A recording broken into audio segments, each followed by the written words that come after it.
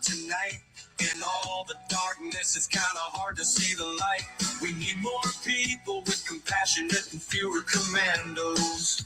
Stand up for what's right on Vegan World Radio. Vegan World Radio. We're on air in 3, 2. It's time to live. Hello, welcome to the Vegan World Radio. We are cutting the theme song short because we have a very important show right now. My name is Dr. Crystal Heath, and I'm here with the soon-to-be Dr. Larea Cottingham, a fourth-year veterinary student at Washington State University College of Veterinary Medicine, and I have just ruined her life. And tonight, we are going to be talking about how veterinary students are trained. And we had to change our show because just a few hours ago we got very important breaking news. So please stay with us for the hour here on Pacifica's KPFT 90.1 FM in Houston. So that news a few hours ago was that your school, Washington State University, announced the cancellation of the third-year elective surgical lab, the horse section of that lab, due in part to a campaign that we had started, and we kind of want to walk through what happened there. But first, how are you feeling? Yeah, first of all, thanks for having me. Happy to be here and happy to have the opportunity to share what's been going on. I want to say that I want to be excited and feel accomplished because this is something that I've been working on and that we've been working on together for a couple of years. And I don't know, the way that it's all gone down and that the way that it's been framed, I'm feeling very anxious and kind of worried, actually. We'll get into all the background, but the email that was sent out this afternoon, and I can read it out here, says, Dear CVM faculty, staff, and DVM students, Washington State University is aware of the concerns and significant public attention surrounding the College of Veterinary Medicine's elective large animal surgery course. Over the past several days, the university has received a high volume of threatening and hostile communication towards members of our community. The safety of our students, faculty, staff, and the animals is our highest priority. Given the nature of these threats and similar incidents that have occurred at other research universities, WSU has determined we cannot safely proceed with the equine component of the surgery course this spring and will not move forward with bringing the 8 horses associated with the course to campus.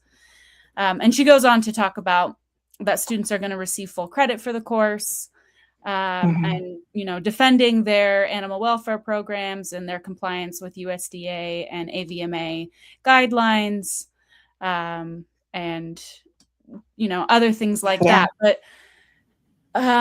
it makes me concerned for 2 reasons. One, as an animal advocate, I am against any forms of harassment, violence, threats to anybody, and even perpetrators of animal harm and abuse or anything like that, because we have to remember that humans are a type of animal and we need to treat other humans with the same kind of compassion that we hold for our non-human animals. And so I am concerned if it's true that the school is getting threats and hostile communication. Frankly, it makes us all look bad, and it makes it so we don't get taken seriously. And it also prevents other students, other veterinarians, other people like you and me from speaking up in the future, because I read that and I'm like, oh, this is going to all fall on me, because everyone, all the students, they all know I'm the student that basically caused this to happen, for better or for worse. And I'm going to get blamed for all of it in the eyes of the students, all the students who are losing the surgical experience. That's another thing I'm concerned about. I think they're just canceling the lab, and I don't think they're going to provide students with comparable experience. So those students are going to be soured, and they're going to continue to say, hey, look, when we don't have terminal labs, we don't get surgical experience. And my whole point has been terminal labs prevent us from getting real experience, because as long as schools have terminal labs, then they don't have to go out into the community and provide opportunities for students to work on animals that actually need help. And we have a huge vet shortage in our area, especially large animal vet shortage. And the school has a really good opportunity to partner students with animals in need and community members and farms and, you know, everyone who needs vet care. But instead, they're going to just end this lab. The students aren't going to get the experience, and we're going to get blamed for how this all went down. Yeah. But the good thing is 8 healthy former USDA research horses will not have to have their lives ended in this student surgery lab. Yes. And can you go into what they planned on teaching these students in this lab? Yeah. What were they going to learn from the lives of these 8 horses? Yes. So, these horses were going to be used in 3 labs, or I guess they were going to be used in 2 labs, and then the 3rd lab, they were going to be doing work on cadavers, and it's unclear whether they were going to use these horses or if they had other cadavers already. The first, and I know we're live, we have a live stream going on here. I can pull up the IACUC protocol and share. Yeah, like one of the labs was an enterotomy, where that's a procedure that's really only performed by board certified equine surgeons, not really a day one skill that students should be participating in. So that was sort of one of the issues. And I will say, like, this whole thing, a lot of students may be just aware of this for the first time, but we had been addressing the problem with Washington State University using this outdated lab for a couple of years. And we have had our, very polite, our honor veterinarians send them emails saying, ma'am, will you please consider, ending this lab that involves killing healthy horses, and instead change to a lab where students can learn on horses who actually need surgery and procedures under the guidance of experienced veterinarians. No response. And even you had a lot of delays in trying to figure out the status of these horses, because we were kind of under the understanding that, these are USDA research horses. They're probably infected with some disease. We can't adopt them out. But we didn't know for sure. And it was like, good on you for asking that question. And it finally took you doing a FOIA request, public records request, before they finally answered that question. Can you tell us a little bit about that? Yeah, I think maybe we should go to the beginning. Because there's more that I want to say on, the procedures that they were going to do on these horses. I think for everyone who might not have all the background on this situation, I think we should just start at the beginning. Yeah, let's start at the beginning. So I am now a 4th year veterinary student, but when I was a 2nd year, we were getting a tour of the facilities, and in that tour, the person giving the tour kind of offhandedly said, and this is where the junior surgery labs happen, and this is where the terminal goat labs for the large animal surgery elective happen. And I just heard that and I was like, what? Terminal labs? Vet schools are still doing that? Like, I thought that was a thing of the past. Like, I was totally surprised that I had gotten through a year and a half of school at this school and didn't know that. I mean, I was on a different campus for my first year, but our first 2 years, but still connected with this school. And I didn't know that this was happening. So actually there were a group of us who were chatting about it, and several of us were planning on taking that elective because we want to do mixed animal and we want, especially equine experience. And we decided to not take it. And so it didn't become a thing because we were just privately, conscientiously objecting to it. And I didn't really give much thought about it until the next year, about halfway. So when you like have to like conscientiously object from this lab, then like you are denied that. You're like, oh, I disagree with killing healthy animals. So then you just don't get that surgical experience, which kind of seems unfair, right? It does. And I was pretty bummed because from the beginning, I've, known that I was interested in surgery and wanted to take every surgery elective that I could. And so that was kind of the start of, my viewpoints on things changing and realizing like, oh, well, maybe I can't do this because, I can't get this surgical experience. Maybe I can't work on these animals because I'm not willing to take classes like this. Yeah, that was kind of my experience at UC Davis too. I had to not take a large animal lab because it involved animal killing.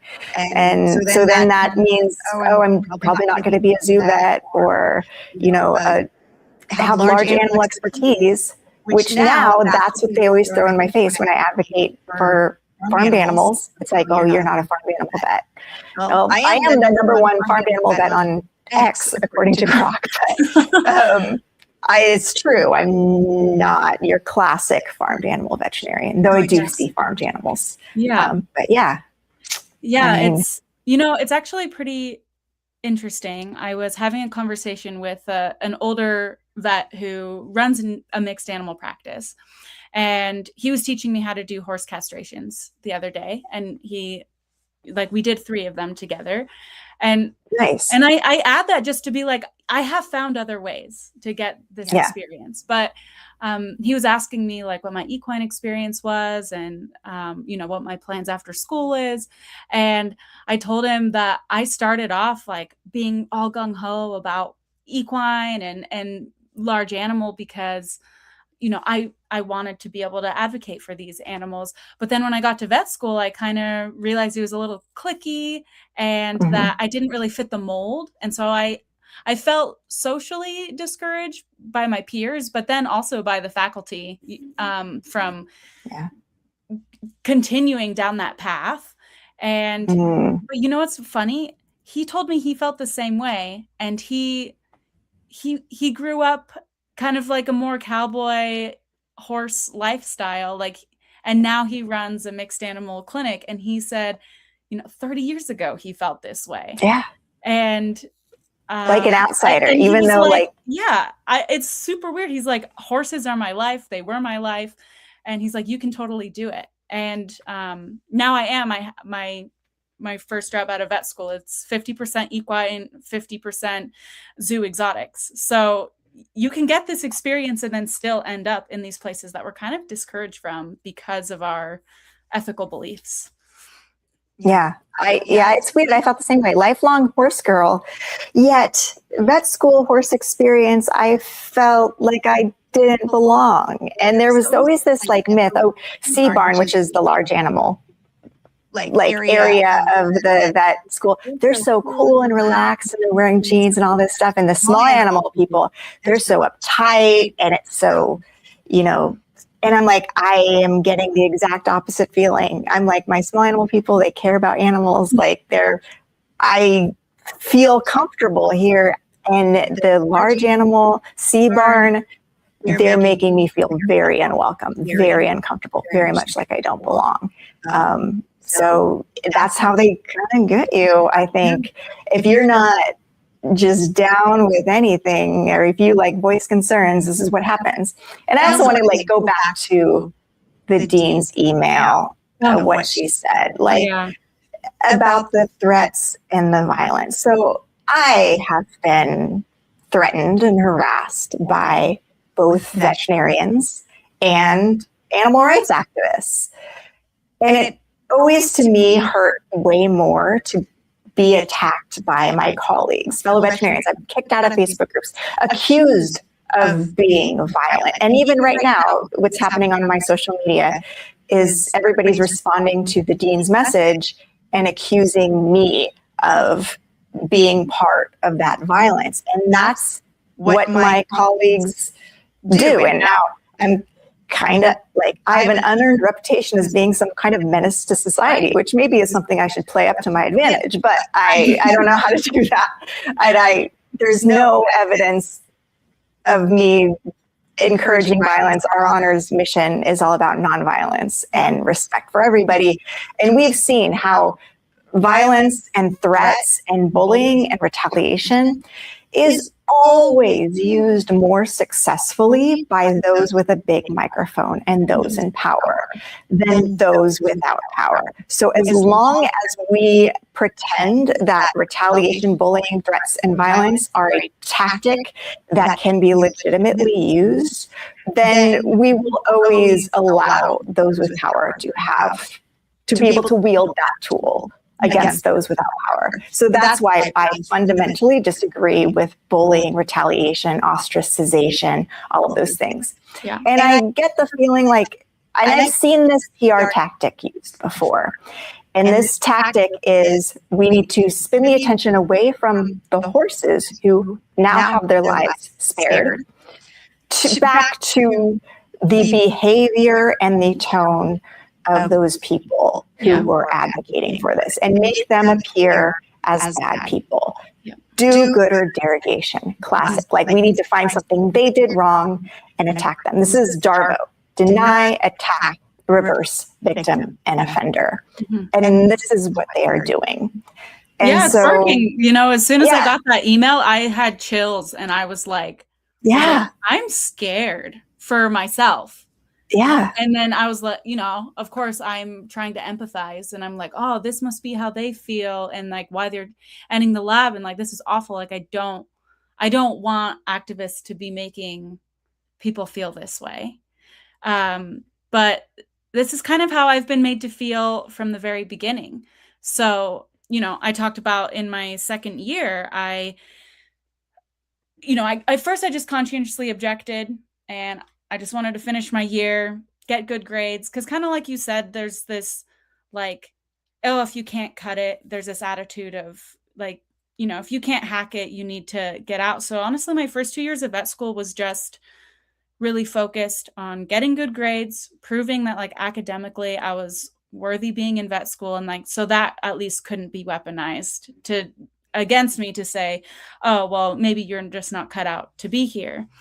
And then in the beginning of my third year, so this was September 2024, I sent out a school-wide email because I was elected as the curriculum committee representative. I didn't even like nominate myself or put my name in the ring, but because I was a former teacher and have helped start schools and have a lot of experience in curriculum design, some of my peers, you know, to my surprise, nominated me for curriculum committee representative. And so I was like, well, I'm going to do something with this. And so I brought the issue of terminal labs up to the curriculum committee. But before I did that, I sent out a school-wide email asking for student input on whether they felt terminal labs were ethical, and in what circumstances that they thought they were ethical, like always unethical, or, you know, ethical if animals were going to go to slaughter or were used in research, or always ethical no matter what. And I also asked students if they knew that there was a large animal surgery elective that had terminal labs, and like a quarter of respondents didn't even know that WSU still had a course with terminal labs. And, you know, and that was kind of my main goal with it. Was I actually, you know, I haven't had a lot of one-on-one conversations with people about this, and I really wanted to know. And the biggest backlash I got was from the students who kind of identify as being large or mixed animal. And, you know, they responded and said that I was, you know, my survey was super biased, and classic, you know, was trying to persuade, you know, paint terminal labs in a poor light. And undervaluing their educational value. And it was funny because at the time, like the admin, they didn't even respond to me. Like the only question I got about the survey was just making sure that all student responses were anonymous and that I wasn't capturing emails or anything. And which I wasn't. I just wanted to know the information. I didn't really care where the information was coming from. I just wanted to know what students thought about it. But again, like it's attacking, like even just asking questions, they attack the way that you ask questions. And I have had the same experience happen to me when I was working with an animal advocacy organization. And I saw this man who was in a position of leadership romantically pursue a bunch of subordinate activists. And then I asked the question, like, is this sexual harassment? And even just, they're like, how dare you even ask that question?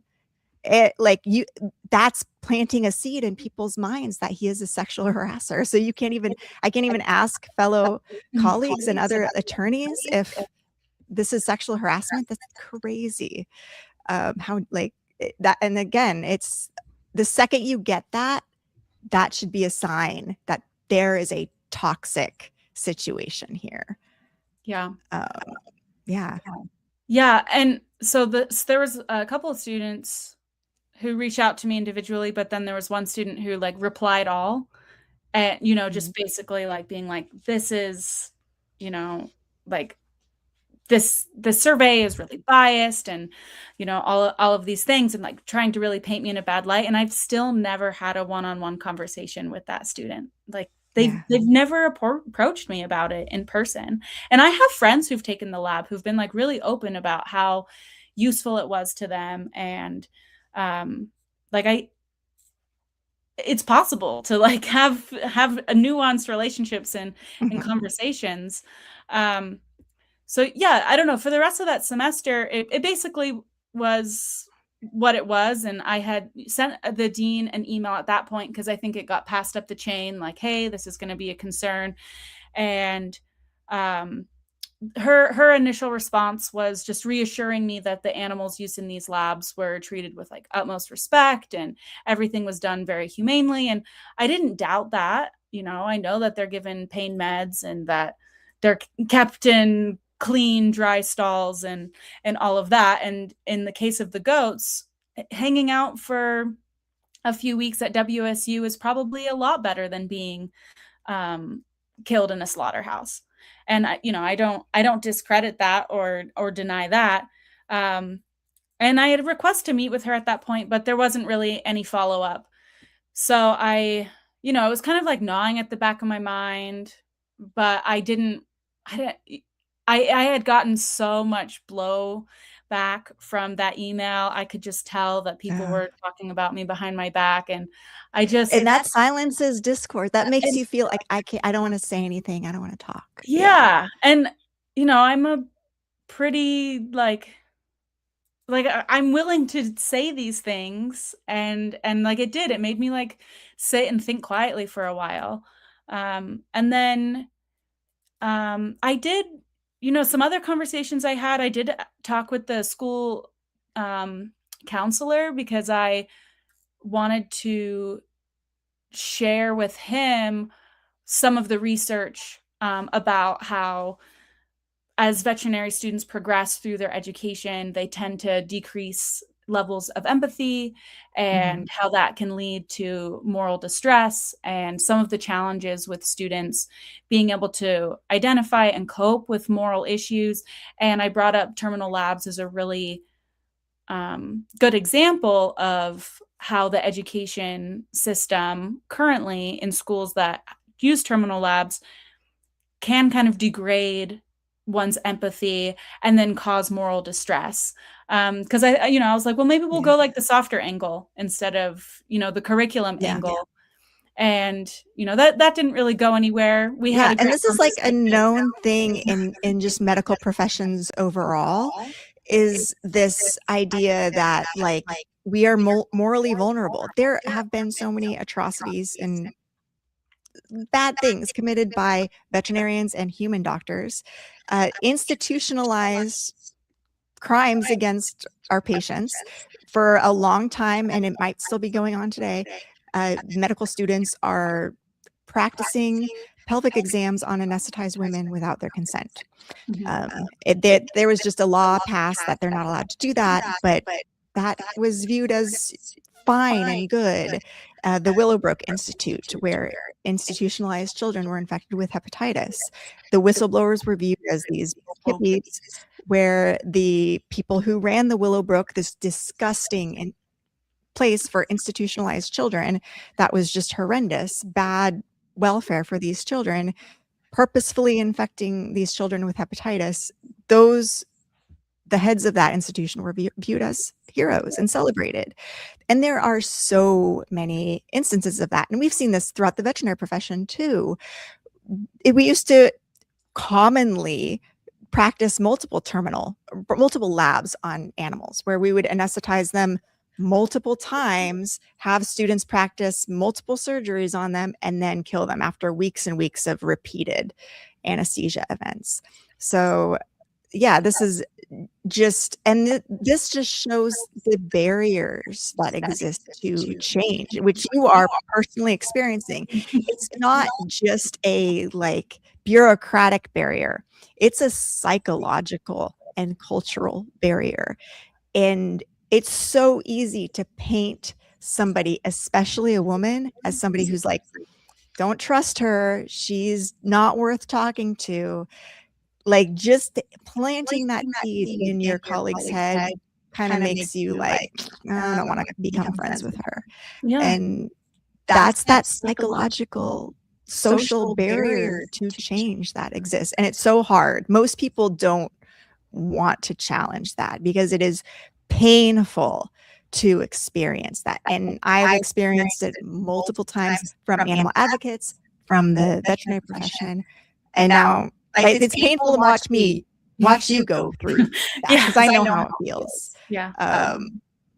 So I applaud you for continuing despite how painful it is. Yeah, and so I don't fault anyone for not, going public and or just facing the institutions and trying to ask these questions. And and I really have for a long time. And that's where I'm like a little frustrated right now, is like I've been, I think some of the narrative that's going on right now is exactly what you're saying. Like, she's getting her information from social media. She's working with the animal rights organizations. She doesn't know what she's talking about. Like, she's not large animal, like You're all lying. of these things, and saying like, I'm not getting my information from reputable sources. And that's why I'm so glad to be here talking right now, because I now want to go into what has been a year-long conversation with the dean of my school. And we've had multiple in-person conversations. We've had, long email threads, and like she's been really open and supportive of talking with me about it and getting me information that I can talk about and that I can share, that has kind of led to this moment. And before we do that, if you're just joining us midway through the program, you are listening to Vegan World Radio here on Houston's own KPFT 90.1 FM and streaming on kpft.org online. So yes, continue with the story of all you've been doing. Yeah. So everything up until this point was kind of just backstory. Like, I was dabbling, conscientiously objected to not taking this elective course. I did a school-wide survey, tried to get the feel for how students would react, was very surprised they did not like I was asking questions and insinuating that terminal labs should end. And I should say there was a number of students who don't want to see terminal labs happen, but they're also the ones who already opted not to take the class. And yeah, so then I kind of was at a loss. I was like, I don't really know. Like, this seems bigger than me. And I was chatting with a friend who had decided to take the course, and she and I have like really similar backgrounds and interests, and we had met in the class that we were in, and we were just connecting. And I was asking her like how she felt about the lab and if it was a really good experience. And she told me that she had really struggled with, the idea of the terminal goat labs, because she, really wanted this surgical experience, knew it was going to help her, in the long run, save more animals. And so she ultimately decided to take the course. But then, we were chatting and she was midway through the course. They had finished the terminal goat labs. And she's like, I just found out that the horse portion is also terminal. I was like, what? Mm-hmm. Like, I knew there was horses, but I couldn't imagine. I never even asked the question if there would be terminal horse labs, because WSU used to do terminal dog labs, but because they're, viewed as companion animals, people said no to that. And I just assumed people felt the same way about horses, because most people do. And I was just like, what? And she's like, yeah. And she's like, I don't think I would have taken this course if I had known. And this was already in March. This was halfway through. They And should so be upfront. Like, you should get yeah. know what, but that's the thing. They're not being upfront with these students, and they're kind of like thrusting it on them last minute. So you have no time to organize, no time to voice concerns. Yeah. And that's how problematic it is. And I published an article in the Journal of Veterinary Medical Education back in August, and we got public records on all of the public veterinary schools across the US and Canada, and showed how many animals were being killed in each school, and made that publicly available to people. But a lot of people aren't going to dig through all of that. And to this day, like, I have students reach out to me and they say things like, oh, I go to North Carolina State University, and they would never do that. And I'm like, girl, have you looked at what North Carolina State University does? This is what got me. Like, of course, I care about the animals, and I'm like, I don't like that they're killing 60 goats a year. And now apparently it's 8 horses too. Like, I don't like that. But the thing that really got me riled up was the lack of transparency, and that people can go through their entire education at an institution believing that terminal labs don't exist and be proud that they go to a school that doesn't have terminal labs, and terminal labs exist. So I sent an email to the dean and the course director. And I basically was like, hey, I just learned that there's a terminal equine portion. I've been in contact with some sanctuaries, and they'd be happy to provide these animals with permanent, high quality homes. And I even apologized in that email, and I was like, I'm sorry I didn't reach out earlier, and that this was like, now this is I'm sorry you didn't tell me earlier. But I'm like, can we explore options for this year? Can we explore options for next year? This was last March. Yeah. And I think, at first the dean was like, thanks for being proactive. I don't know if we can do anything about it this year. As far as I know, there's this USDA policy that prohibits these horses from being adopted. She was like, I'm going to look into it. And I'm going to get together and meet with faculty. And so she did. She got together, she met with faculty, she asked the USDA. And another thing that I had brought up was, it's not explicitly written in the syllabus. And she was surprised. And she had required that it had been rewritten previously, and thought they had included it. And she saw that it didn't. And so that was actually one change that did happen this year, is the 2025 syllabus did not mention terminal labs at all. The 2026 syllabus now mentions that there are terminal labs and that these animals are treated with respect. And it's a very short statement, but at least it's in there. Yeah. The other thing that, so then, I mean, and that just goes to show there's like a lot of things that just, it seems like there's not an attention to detail here. And like we've seen this with the recent IACUC protocol, that they changed the IACUC, which is the Institutional Animal Care and Use Protocol, which is required for all labs involving animals in universities, vet schools for training.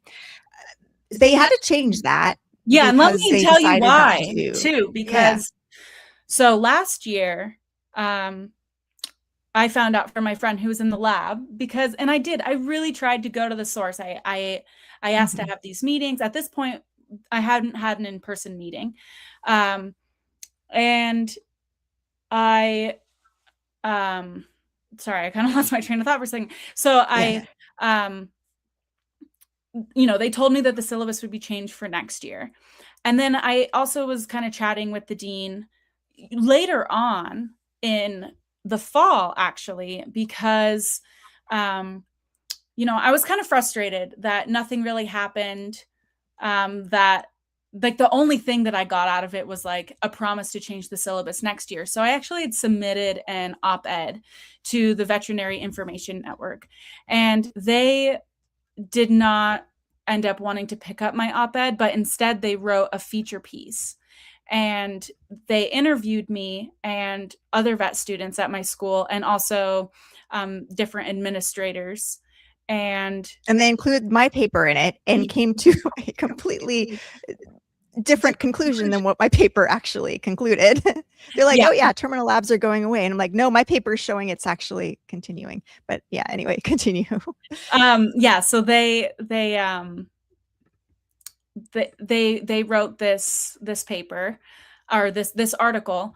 And so then so that was in May, I had reached out, and then we had a couple of meetings, me and Vin, some back and forth about quotes and stuff. And then the paper was published in, I think, September of 2025. So then the dean reaches out and asks to meet in person. Her email was just like, hey, the VIN article came out today. Would love to chat with you about it. And at first I was like, ooh, I'm in trouble. Yeah. And it was totally the opposite. She was like, because the VIN article was very nice to them. It was super balanced. And, she was like, I would say balanced in their favor, not necessarily balanced in an accurate way. For sure. Yeah. It didn't paint the school in a poor light. And and it was great. Like, the dean and I had a great meeting. She was like, I think what you're doing is good. It's not going to happen. Like, this is a really contentious issue. She's like, I would like to see terminal labs gone. But she's like, anytime this sort of thing goes out into the world, she's like, I get so many emails from alumni, and I get so many complaints from students who are afraid that we're going to take away terminal labs. And she was already getting those emails from this VIN article, because people were like, don't get rid of terminal labs. Like, we really want to keep them. And I don't know. I found that really interesting. It's like, where are the emails from veterinarians who support the end of terminal labs and want schools to transition to access to care models and community-based medicine? I found that super interesting too. And I've found in my own advocacy, we have this huge network of veterinarians who are wonderful and want to change things. And we've done lots of polling and seen how most veterinarians agree with us, but they're very quiet. And it's the very loud people, the ones who work for the industry, work for research medicine, work for livestock interests, who are extremely vocal and empowered. Yeah. And our people are not. And so we changed that a little bit. It did take the public. We spent a long time getting our own veterinarians to send them letters, but that didn't go anywhere. I know. Finally, if people are outraged at the letter writing campaign, it all started because people were already doing a letter writing campaign. It was just the people supporting terminal labs. And that was her main reason for not. I was like, oh, so getting a lot of annoying emails makes you act, or in this case, not act. Interesting. Yeah. And like, I just want to say, I really like Dr. Borgerson. Yeah. She's been really great to me. She's been. I knew her from UC Davis when I was there. Good person. I think she loves animals. She cares about animals, and she's trying to do right by her students and her faculty and everything. And she's put in an extremely difficult position. And yeah, and I have nothing but empathy for her and respect. Same. Yes. And I am. Yeah, I just want her and everyone else to know, like, I don't want her to be receiving hate and harassment and threats. Like, she's a good person, and even if she wasn't, like, no one deserves that. But she's a really good person, and she is making a lot of good changes, and she is willing to make changes. So she did make sure that the syllabus was changed. And then in that meeting, we discussed the dean doesn't know the machinations of every single course. Like, how could she? That's, she's focused on, like, big picture stuff. And so I think something that really bothered her, and something that really bothered me, and I don't want to put words in her mouth, but something that we had discussed was that last year and in the years before, these horses underwent anesthesia multiple times and had multiple procedures done. So you asked at the beginning of the show, what are the procedures? So in the past, the first one was just anesthesia. And then the horses would wake up and then, live another week. Then they'd go under anesthesia a second time. They would have a tendon surgery and a nerve surgery. They would get woken up, go on to live another week. And then the third week, they would have intestinal surgery. And then they would be euthanized before getting woken up. And, like, this is the stuff that we hear about what vet schools, like, back in the day were doing, what WSU was doing in the, I guess as early or as late as the early 2000s. But I didn't think, like, this was still happening. And I don't think she did either. So we had another meeting in December of 2025 because I wanted to follow up to see if I could get the new syllabus to make sure that there was a terminal lab statement in the syllabus. And she told me that they were also redoing the IACUC protocol because she wanted to make sure that the horses were only undergoing surgery one time. And so this is why the IACUC protocol got rewritten, was because the dean wanted to improve the welfare of these horses. And so she and the course directors got together, discussed this. And so now in the current protocol, the first lab is anesthesia, no procedure. Horses are woken up. The second lab, and the only other lab, the horses have the tendon, nerve, and intestinal surgery all done in one go. And so she really was, willing to make some kind of change. Yeah. And so that's the backstory is, even before now that these horses are saved, there was progress. It was just slow and catchy. No one really was that interested in it. And and also like that IACUC protocol did finally change in February, but when we got it, there was some mistakes, like the animals sourced for this lab. It said there was some discordance. It said these are all animals who are purchased, who are intended for slaughter in one part. Later down, it says like the horses were sourced from a USDA research lab, but up at the top, when it encompasses all horses and the reason that those animals were chosen, it says that they were all intended for slaughter, which the IACUC committee saw that and made the decision to allow this lab based on that, which is not necessarily true information, which is kind of a problem and something we tried to leverage as a reason to put a stop to this lab so that we could potentially save these horses. Now discovering that these horses were eligible for adoption, which all along, like, everybody just had been under the assumption that since these were USDA resource horses, they were infected and they couldn't be adopted out. And it took you pressuring them and doing a public records request till they finally let it, like, made it aware to everybody, like, oh, actually these horses aren't infected, they are eligible for adoption, but it's too late to stop the lab. And it's like, hold on, institutional inertia is never a reason to allow an animal to die needlessly. So that's when things really started to ramp. Like, this is a huge problem. We have this opportunity to stop this and save these horses. Like, let's do this. Yeah, and it's so frustrating, and I am blaming myself for not doing this last year and saving the horses last year.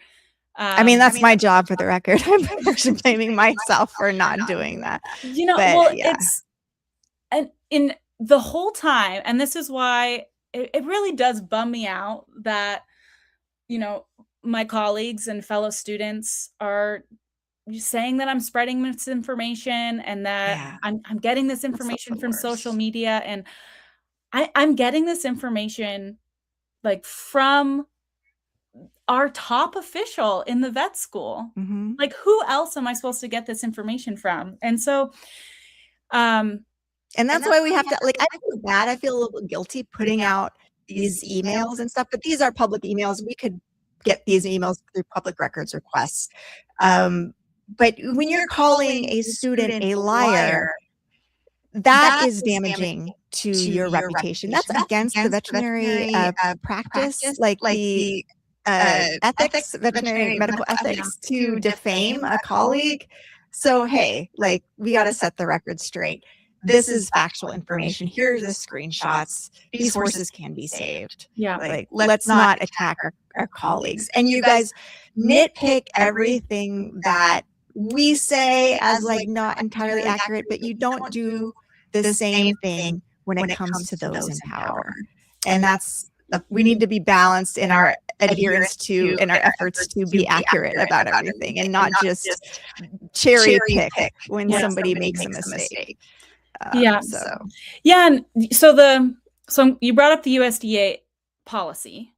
So yeah, again, this goes back to last March when I found out that there was a terminal equine portion. And, back then the dean was like, yeah, I'm pretty sure this is USDA policy.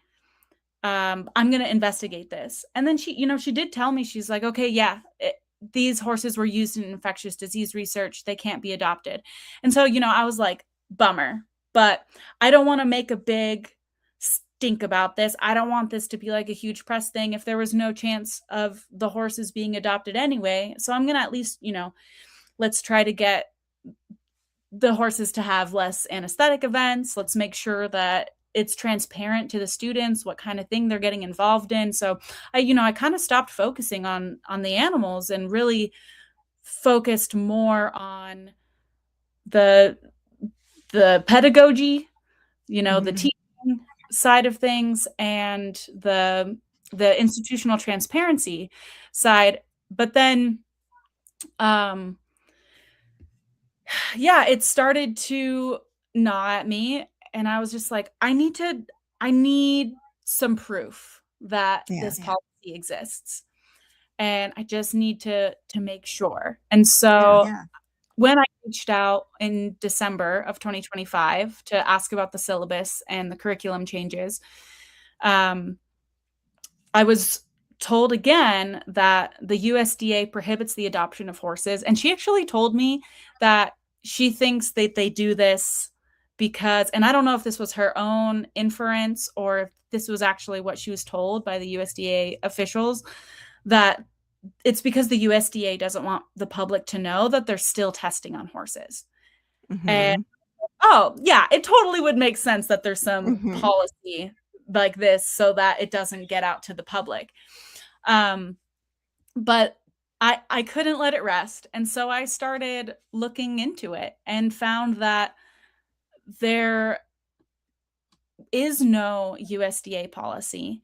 And there are multiple animal research groups and laboratory veterinarian professional associations that have statements on their websites saying that the adoption of research animals is permitted under USDA policy, and that these organizations support the adoption of animals as long as it's in the animal's best interest.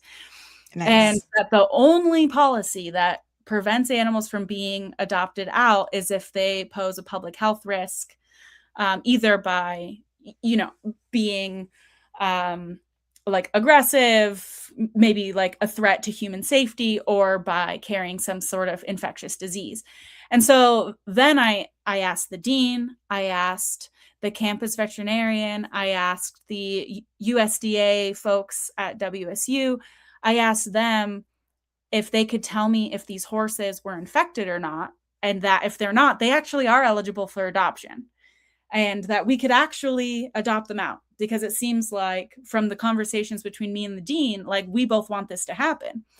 And I didn't get any response on this. Like, we had other email threads going and they would respond to all my other questions, but they wouldn't respond to the question if the horses were infected. So in February of 2026, I submitted a public records request, and a couple weeks later, or maybe it was a week later, the dean sent me an email basically saying, hey, public records requests are really time consuming and expensive. Would you be satisfied with some direct information and like a more narrowed request? And I was like, yeah, I'd love some information. And so just answer my question. Yeah. And so I had this bullet point, and if you're on StreamYard, I'm going to share this, or if you're watching this live stream and not listening to it, I'm going to share this email that she sent, because this has my bullet points of that I had asked for. So I said, I want to know if they're infected and if they could be eligible for adoption. And I quote, the horses used in this year's lab were not infected and would have been eligible for adoption had we known in time to alter this year's course. Classes are selected and scheduled far in advance. And this really frustrated me, because I brought this issue up almost a year ago at this point, and no one looked into it. It wasn't until I just kept asking and I kept asking, and I finally annoying. I had to send the proof and be like, look at these other organizations who conduct animal research on animals, who support the adoption of animals. It's not against policy. And so this is the point where I did reach out to you. And I mean, we had been talking privately, and just so everyone knows, and I had been doing my own research and public records on them too. So and you had been wanting to make videos about it for months. Yeah. And you had even made one, and I told you to take it down. And I took it down. I don't want to go public with this. Like, we have a good working relationship, me and the dean, all of these people. Like, I'm not trying to slam them. I'm trying to make sure that we can get this done. I want to prove that we can get this done by cooperating and working together, not causing public outrage. Like, this was my philosophy about it until this, because I just, in this moment, when I got this email, I felt like I had been given the runaround. And and we're going to also, I think we'll go into this a little bit more on our social media. We're nearing the end of the FM radio show, Vegan World Radio. And I just want to play one clip before the Vegan World Radio ends. And the great John Kiriakou, if you don't know him, he is a CIA whistleblower who has gone very viral on TikTok and is beloved, and he served 23 months in prison for blowing the whistle on the CIA's enhanced interrogation tactics. And Blue, if you'll play that clip, he spoke out in support of us and WSU, encouraging the students to conscientiously object to this lab. So go ahead and play that. WSU veterinary students, John Kiriakou here. Hey, some of the university veterinary grads have reached out to me to tell me what's going on with this third year. This is about a minute and 30 seconds. After this, we'll have about 2 minutes to wrap the show. Okay. In your gut are just wrong. It's not too late to conscientiously object to this lab and to allow these animals to go to a sanctuary. I kind of made a name for myself by objecting to the CIA's torture program. I was the only person who objected to the CIA's torture program. And I paid for it with my freedom. I went to prison for 23 months. I lost my job. I lost my house. I lost my wife. I lost my children. I lost my pension. I lost literally everything in my life. And I would do it again today if I had the opportunity to do it. Stand up for what you believe in. You want your children and your grandchildren to be proud of you. You want to be able to lay in bed at night and think, you know what? I did the right thing when the chips were down. So think about this. Consider it. It's the right thing to do. And you know in your gut that it's the right thing to do. So keep up the 2 minutes to wrap. We're on in 3, 2. Save these animals. I'm pulling for you. I just died when I got that from him. I posted it on my TikTok. It's gone viral on TikTok, and those are powerful words, and that's something everybody should remember.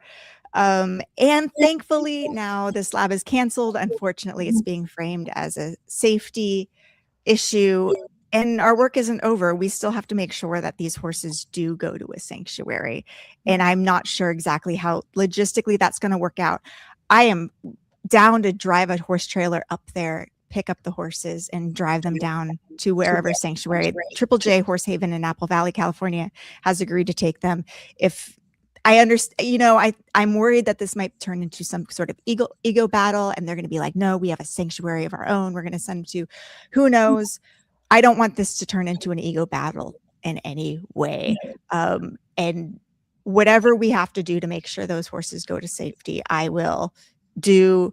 Whatever the university wants us to say, I will say. But yeah, we are reaching. And we need to make sure that the university stops doing terminal labs, because they haven't said anything about ending goats next year. And, 60 goats are still scheduled to be killed next year, and the year after that, and the year after that, until they commit to ending terminal labs for good. And there's a couple of dozen other vet schools in the US that need to follow suit. And so this isn't the end. I hope people don't lose motivation for this issue, because there's so many more schools and more animals that need to be saved. And we are reaching the end of the hour. If you've missed any of the show, you can always hear it again on the archive at kbft.org. And please tune in for Vegan World Radio next Monday night, 7 to 8 p.m. Thank you, Blue, our sound engineer. And do keep listening for more progressive programming here on KPFT 90.1 FM Pacifica Radio in Houston, Texas. It's time to live. It's time to grow. Vegan. Thank you, guys. Thank you. Thank you. No more animal rodeos. All right, so we're gonna transfer over, and I gotta turn up my sound on the StreamYard. So meet you over there. Now I gotta see if I can figure out. I got some things in the chat that the sound isn't great, or there was some echo. I'm sorry, I haven't been able to hear any of this because we've been live on the FM radio show. But let me see how this sounds here. Now I can hear on the StreamYard. Let's see how this is going. Now we can swear all we want. We can say an F word because we're off FM airwaves. Yes. And we have as long as you want to I was just kind of scrolling through some of these emails because I have this whole outline. So this is the email that's on here right now, is the kind of the final verdict. And there's just so much. Like, when people tell me I don't fully understand the situation, I just want to send them the document I've made that links every email that I've received and be like, I am the situation. What are you talking about? Yeah. It's so being accused of being a liar and being like, I have a dossier. And anybody out there who thinks that I'm a liar about anything that I say, and they're always afraid to like talk in person. And do you want to see all the documentation that I have about whatever drama is going on? And Laura, you have the documents to prove everything here. So let's go through it. Yeah, well, let me just. And it's hard for people to believe. I think like that's another thing. Like people always are like, well, WSU is one of the top veterinary schools. How could they possibly be doing anything wrong? Let me tell you, that's how it is. The Karolinska Institute, nobody believed that they could do something that was harmful to patients. And people were dying in their tracheal transplant studies. And it took multiple nurses speaking up before they stopped the surgeon who was basically maiming people. So I'm telling you, like, you should definitely not trust respected institutions, because those are the ones that are hardest to whistleblow about, because nobody believes the whistleblowers.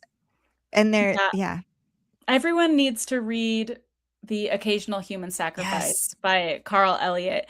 The moment in that book that has really stuck with me is when, and I read it a couple of years ago, so I might not be remembering everything exactly, but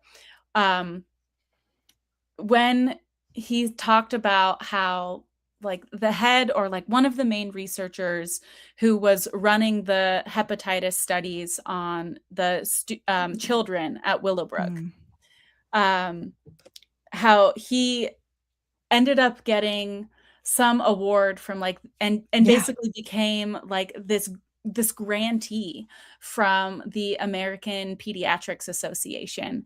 Like I felt like, and I heard the glass shatter in my brain of like, whoa, what does it actually mean to get these awards, to get recognized for the, like, so many people who have done these, who have these amazing awards are responsible for some major atrocities.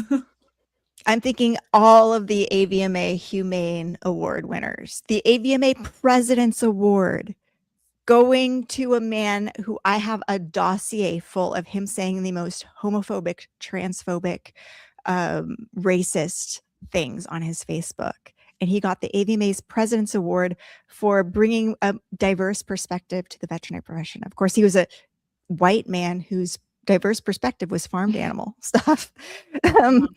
But yeah, like, and we see this in the animal rights movement too.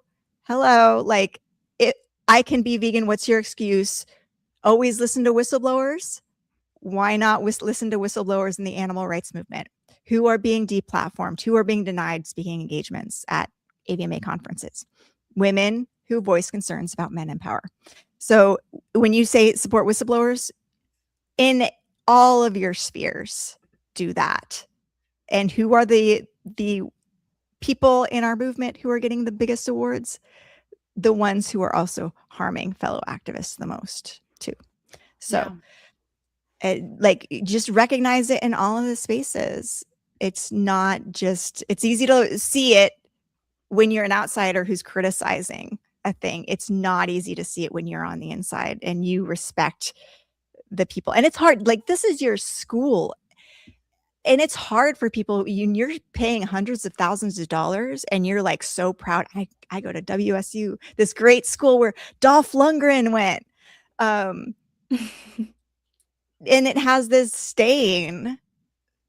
Like, be okay with say, like, I went to UC Davis and I can say, yeah, it's the best vet school in the world, supposedly, but there's a lot of problematic things about it. The Primate Institute, the things that were said to me by livestock professors. There's a lot of problems at UC Davis currently. They're still doing terminal labs at UC Davis, multiple terminal labs where they're anesthetizing cows multiple times before killing them. And that's what I'd love to do. Anybody who's at UC Davis right now, I want to rescue some of those animals who are going to be killed. There's pigs, there's calves who are going to be killed, and we need to do something about that. So, yeah. All right, what else should we talk about? I can go through all of the comments on my social media if you want, but whatever you want to do. There's a couple of side quests that I want to bring to light because I think some of the messages that I've been getting and what I've been hearing from students is that there's still some doubt on whether these horses would have been adoptable or not. Yeah. And I want to share like some of the emails proving that is true. So add this to the stage. Yeah. So here's an email from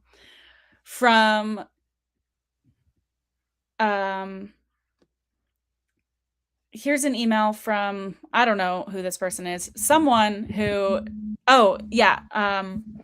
Dr.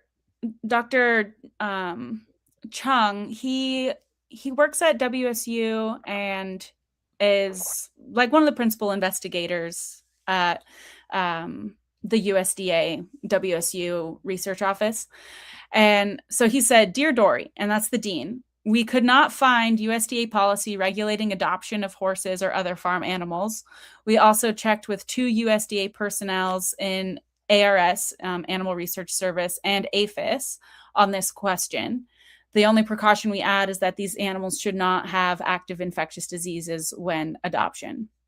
Please let me know if you need further discussion on this matter." So here's an internal email that the dean shared with me because she was giving me the information openly. I didn't get this through nefarious reasons. This was before my public records request. Mm-hmm. So then I asked, this was when I asked, so can we have documentation on whether these horses were infected? She directed me to the people at the USDA who would know which horses were a part of the study. She says, "I know, for example, when I adopted a research beagle, it had to be spayed and vaccinated before adopting out. And I don't think they'd have to undergo any infectious disease testing. And I suspect the USDA has their full vaccine records." Like, I'm not coming up with this information out of nowhere. Yeah. And like the dean, she supports the adoption of research animals. She herself has adopted research animals, a research beagle. Sorry, I don't mean to. Oh, here, no worries. I removed my thing. You can continue. Sorry, I didn't mean to add that. This was a fun side quest, is that through these communications, I found out the USDA at WSU is ending their horse research later this year. Not totally sure when. Mm-hmm. And they have 11 horses left. 8 of the horses were going to go to this lab. And 3 of the horses, the last 3 horses, were just going to be euthanized because there wasn't enough horses to be used in the lab next year. The dean said the school wasn't going to buy any horses to be used in the lab. They were just using these horses because there's 11 horses total. So there's another 3 that potentially need a sanctuary. So actually, hopefully they haven't been euthanized yet. They haven't, because someone in the dean's office has already, she or he, I don't know, they have already agreed to adopt those remaining 3 horses. So even if this terminal labs situation didn't go the way that it has gone, these 3 horses were already going to go to. So there's that proof. These horses can be adopted. Yeah. Yes. And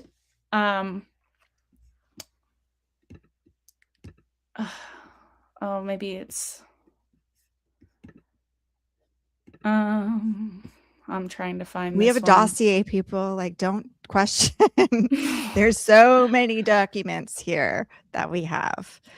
Okay, this was before things kind of went south for me. The dean sent me an email.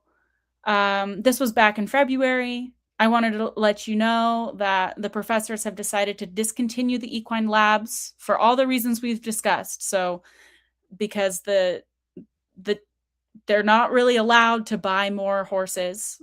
The USDA is ending their research, so like their pipeline of horses is running out. So they're going to be looking for additional electives in the senior year to ensure that there's some hands-on work.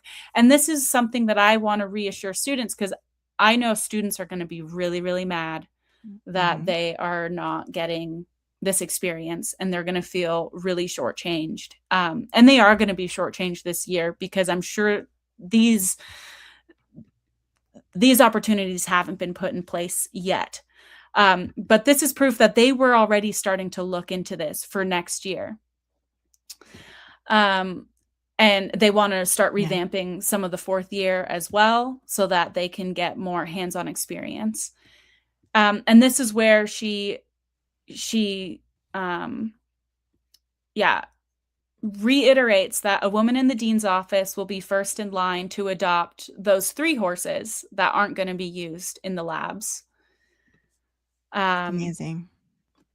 Yeah. Yeah. And like, there's so many things students should be learning instead of enterotomies on horses that are more day one things. Like, how many lameness exams have you done? How many nerve blocks have you done? How many horses have you tubed? How many colicking horses have you tubed? How many IV catheters have you placed? How many joints have you injected?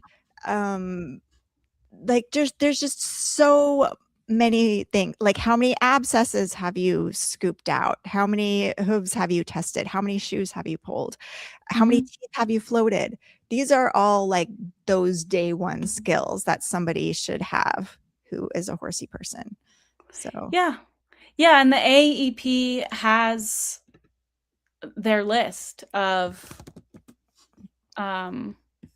they have their list of competencies that students should have. I just want to like quickly pull up this. I guess I have to take you down to your screen and put mine. So this is the post on Washington State University's page about it. And they again say Washington State University is aware of the concerns and significant public attention surrounding the College of Veterinary Medicine's elective large animal surgery course. Over the past several days, the university has received a high volume of threatening and hostile communications directed towards members of our community. The safety of our students, faculty, staff, and animals is our highest priority. Given the nature of these threats and similar incidents that have occurred at other research universities, WSU has determined that we cannot safely proceed with the equine component of the surgery course this spring and will not move forward with bringing the 8 horses associated with the course to campus. Students will receive full credit for the work already completed in the elective course. Full statement link in bio. I give my comment here, and there's some replies to my comment, including love. And then like somebody said, I hope in the future your team and supporters find a better way to spread your message. Hate and threats to the students who are trying to learn and the staff that support them are by no means a way to further the veterinary industry. And it's got 19 likes, and that's outrageous, implying that my team and supporters would say such things when that is not what we're about. We're about nonviolence, and we do not condone violence in any way towards any species, including humans. And I've been arguing with people on social media who are saying that this sort of ridiculous, threatening language is necessary. And we've seen now the conversation isn't about the horses, it's about the tone and the tactics. And using violent language it hasn't made them more likely to cancel the lab. I think just the public outreach, professional public outreach was enough. The volume of letters that they got was enough. Adding threats to that's doesn't do anything. But, you know, again, I'll say it again. I have received threats from people who are against my support of depopulation using high expansion nitrogen foam and nitrogen gas, animal rights activists saying horrible things to me because I support that as a less cruel method to ventilation shutdown, and people saying I should be against all depopulation. And I'm like, you don't understand the facts. You're being ridiculous. And of course, I've been threatened by the veterinary profession, you know, ostracized from groups, defamed as somebody who spreads lies and misinformation, and who is violent, as is happening right now, which is harmful to my ability to get work and collaborate with others and promote animal protection. So I've been attacked by animal rights activists, by the veterinary profession, and of course by animal rights activists again for voicing concerns about the manipulation and romantic pursuits of men in power.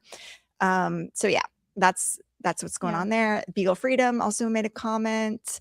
This person, then we get into all of the people who are saying it's such a missed opportunity for the students. There aren't effective alternatives to practicing large animal surgeries than practicing on a large animal. Technology simulations aren't the same at all. And again, we are saying students need live tissue handling experience on patients who need care under the guidance of experienced veterinarians. And right now, people are shooting their animals in the head because they can't afford veterinary care, because there are no veterinarians going out to see them. And Washington State University, as a publicly funded institution, has a duty to meet the needs of their community. And a lot of the vet students have said, people won't let us work on their animals. They are literally, so you're saying they will shoot their animal in the head. It's not true. Rather than have students work on their animal? Please. I think as long as it's framed as, hey, like I've had the opportunity as a vet student to work on people's animals with their full consent, with them knowing that I have, not at WSU necessarily, but and even, you know, I take that back. Even that's not true, because we don't get a ton of experience through the teaching hospital, and I think a lot of students are really frustrated by that. But that's, you know, because your teaching hospital is set up in a certain way, and it hasn't done enough outreach to the community, and it doesn't have these programs that need to be in place. Like if other schools have, yeah, like it's not a new idea. If your school opened up, hey, we are offering free procedures or at-cost procedures to all members of the community, I guarantee you people would be knocking down your door asking students to do procedures on their animals. There's so many. Oh, and one person wrote, oh, I'm worried about the horses going to sanctuary. We all know, like, they're just going to be pasture ornaments and not going to get veterinary care. Oh, you're worried that sanctuaries don't offer their animals veterinary care. That sounds like a population that the students could be serving. Yeah. Like, it's very frustrating. Very smart students have been just indoctrinated into this philosophy. And we've all been there, that we've had this belief, oh, we have the arguments to combat all of the things and to support our own idea.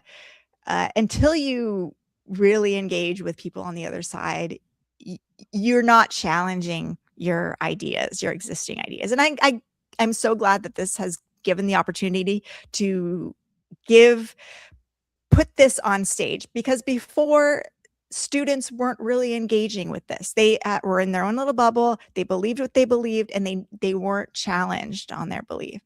And now this has forced them to see the other side of the argument, that hey, these terminal labs aren't actually necessary and they're being denied good access to stuff. So Yeah, and I've seen comments from just kind of the general public that have been like, why can't students learn, or why can't students, do procedures on animals who need them? I, have a big complaint right now with WSU is that our large animal and ag animal program is pretty much shut down because we've lost the faculty to support that program. And I don't know where they are in hiring new faculty.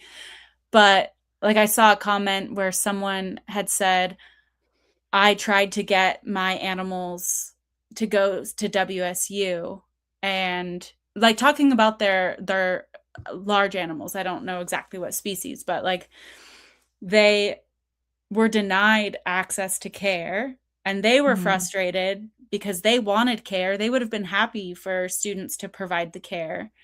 And we're not asking schools to be negligent and just let students go free rein treating animals, without supervision, but there is an opportunity to be helping people who really have no other options, especially when our community has to now go elsewhere. They can't go to WSU to have their goats treated, to have their cows treated, to have their sheep treated, to have their pigs treated. It's not really an option right now for them, but the school is still investing money in.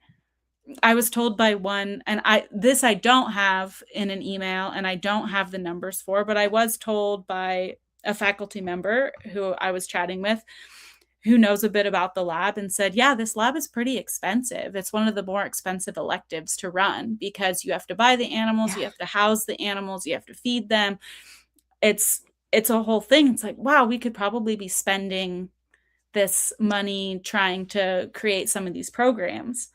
Just the anesthesia cost on a horse and the suture material being used and all of the sterile equipment to be used to do surgery on these horses. That's and the school could at least recoup lot. some of those costs by providing these services low cost. And then they could probably get grants and things for these types of programs because they would be performing a community service. So I just want the message that I'm trying to spread to be, I'm not trying to take away your surgical experience. I'm trying to get us all more surgical experience, and surgical experience in that supports our community, that helps animals, and is a little bit less ethically dubious as terminal labs, because we've already drawn the line with dogs and cats. No one thinks we should be doing this on dogs and cats, so I'm not sure where. Yeah, but there are still some schools that do it on dogs and cats, though. Like North Carolina State University still has a problematic resident training lab that involves dogs. Purdue University does too. They purchase their dogs from Marshall Bioresources.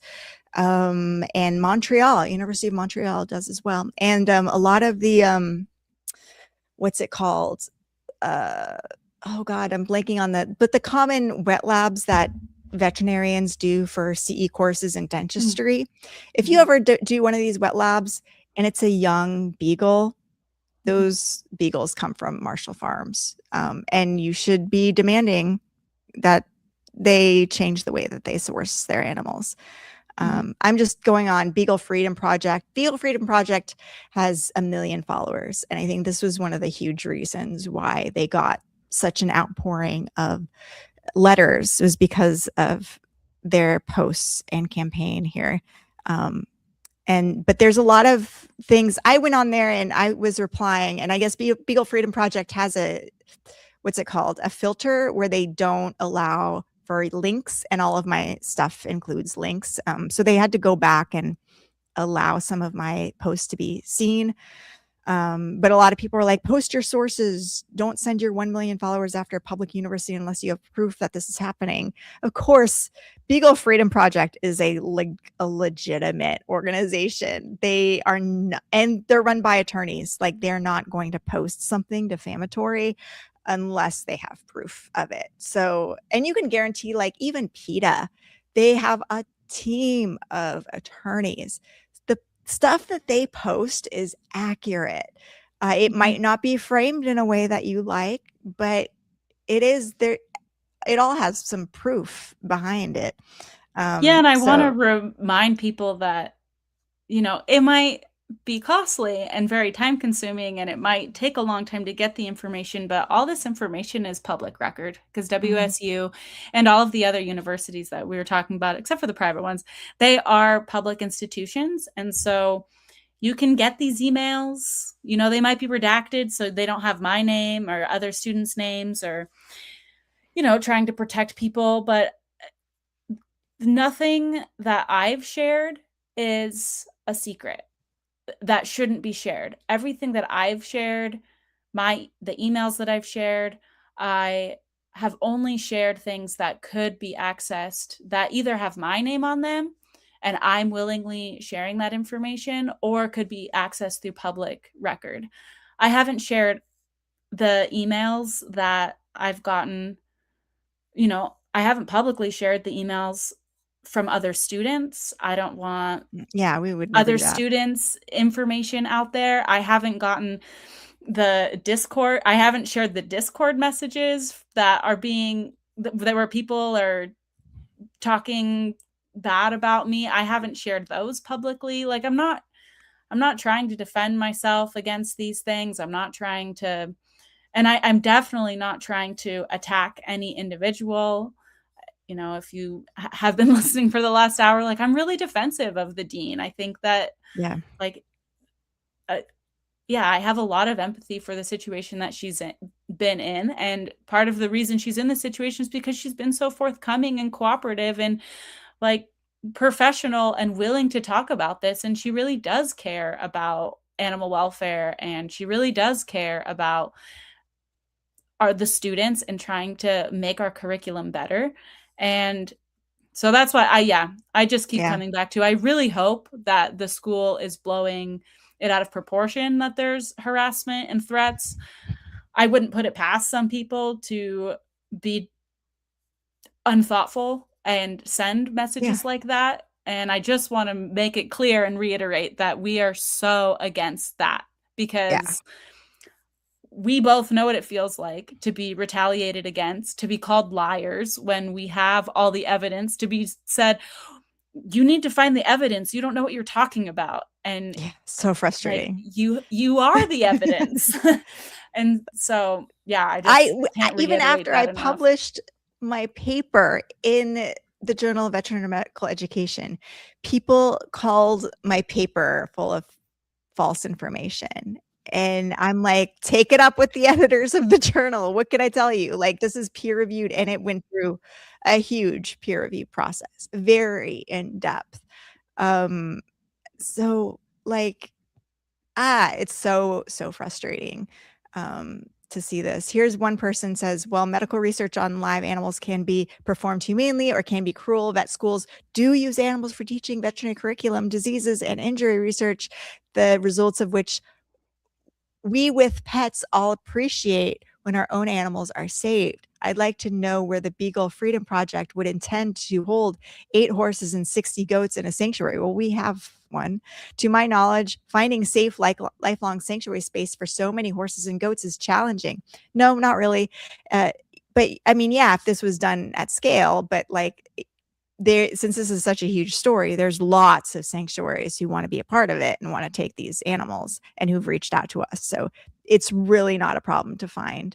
Unfortunately, it sounds like the goats are already gone. But and I did want to bring that up. I think what has been frustrating, and I'm sorry I keep using that word, but I am frustrated about a lot of parts of this situation, is that in my early conversations about terminal labs, I first brought them up only knowing that the goat labs existed, and was kind of like, been like, oh, you animal lover, you don't understand how important these labs are, and these goats were going to go to slaughter anyway, so it's totally okay.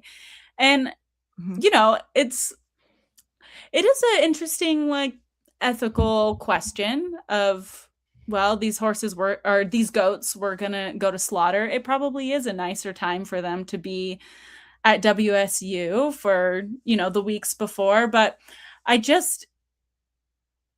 what really got to me is that no one really seemed to, people were against the idea of terminal labs in general, but people could kind of reason their way out of caring about the goat labs because they were going to go to slaughter anyway. Yeah. And even when I brought it up to the administration at that time, it was kind of like, well, they were going to go to slaughter anyway. What do you want us to do about it? And it wasn't until I found out about the horses that I think that even the dean cared. Like, she's a horse lover. Like, she has beautiful photos of horses in her office. She kind of opened my eyes, like, dang, people are really only going to care about this issue. And like, it kind of started dwindling in our correspondence, where I just started focusing on the horses.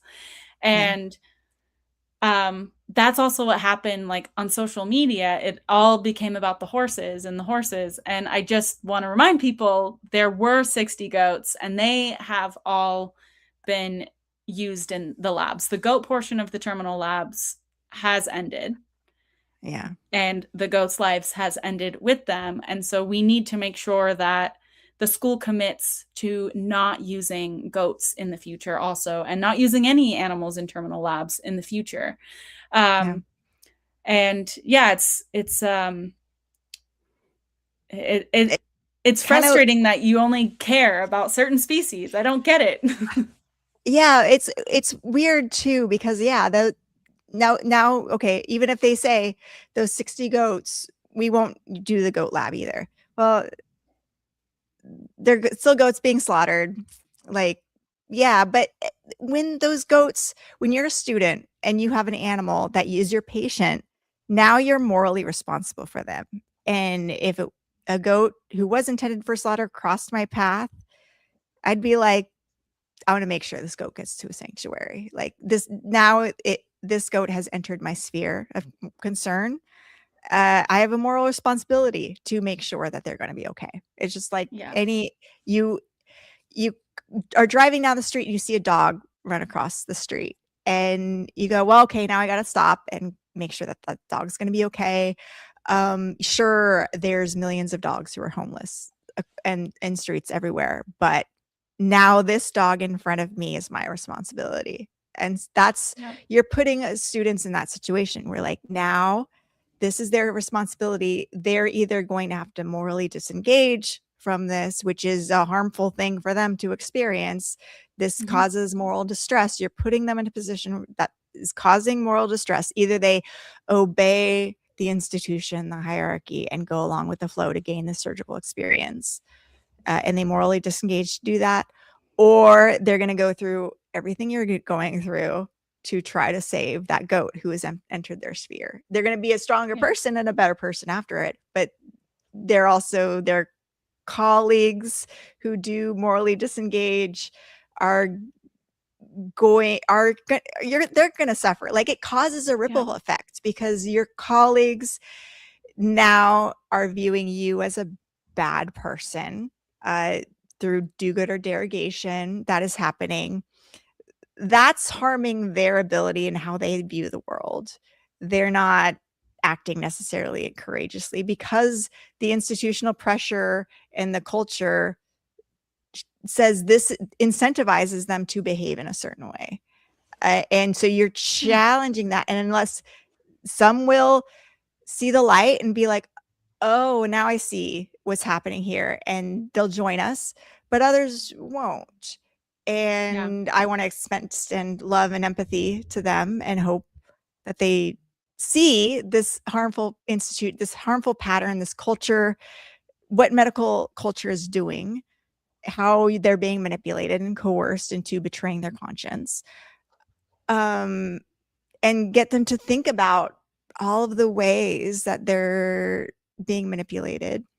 It's ultimately a good thing whenever anybody consciously objects and follows their conscience, and there will be challenges, but as long as the school policy exists, this is what they're putting in front of students. They're creating a world where they're incentivized to morally disengage and betray their conscience, and they're punished for following their conscience. And that's not what an institution should be doing. So. Yeah.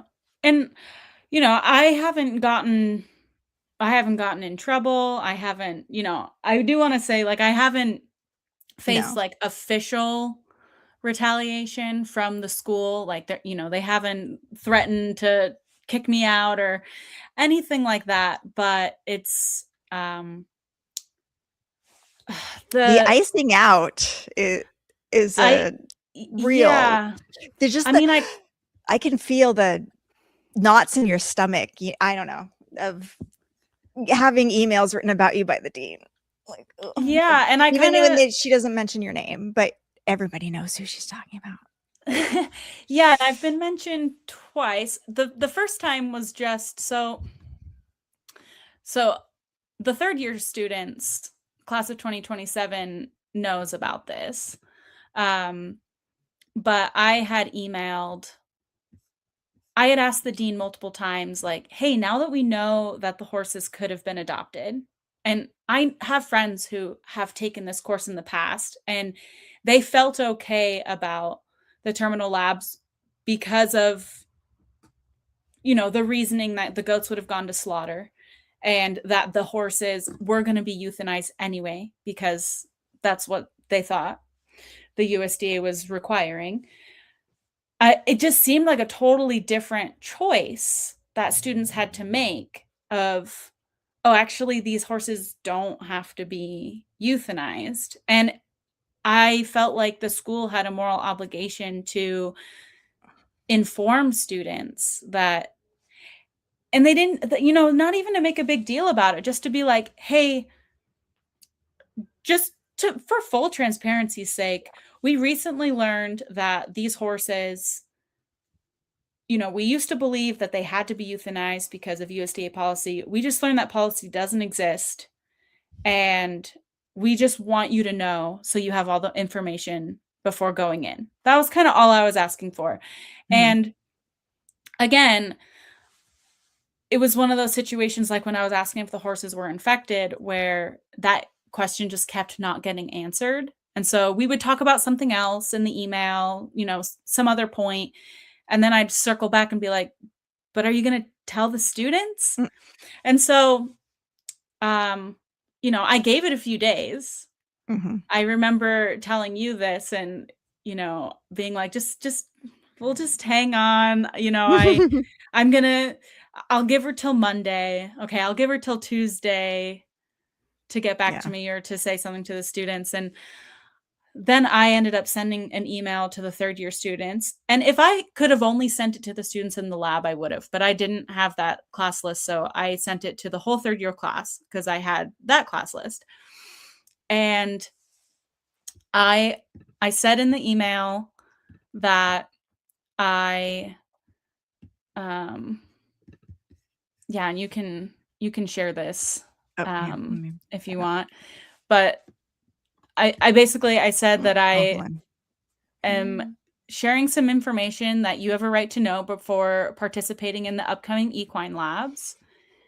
And I explained that for years there'd been an assumption that they had to be euthanized, but that this information wasn't accurate and it wasn't founded in any USDA or WSU policy.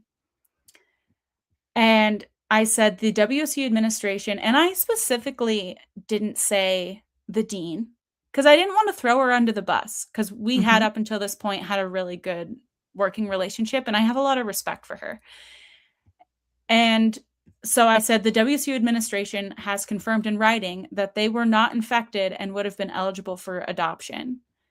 And I quoted this, and I go on to explain some other things that we talked about earlier in the hour, like how the Iacocca protocol, justifies these terminal labs because they were purchased from animals that would be sent to slaughter. And, kind of in like, my legal brain wants to say, oh, they left out the justification for the horses. Maybe we can use this, maybe we can get them out on a technicality sort of thing.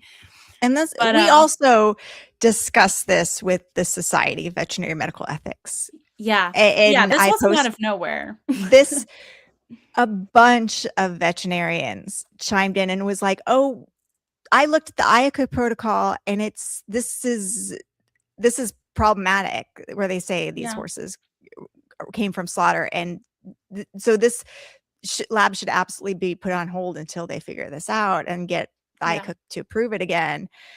So like we had discussions not only amongst ourselves, but with numerous other veterinarians who are professors at universities and who veterinary ethicists. Yeah, this is not like we had done a lot of work here before you sent out this email. Yeah, absolutely. And anyway, so, and it was explicit. I'm like, I'm not telling you to not do the surgery. I just want you to be fully aware in case this changes like your calculus.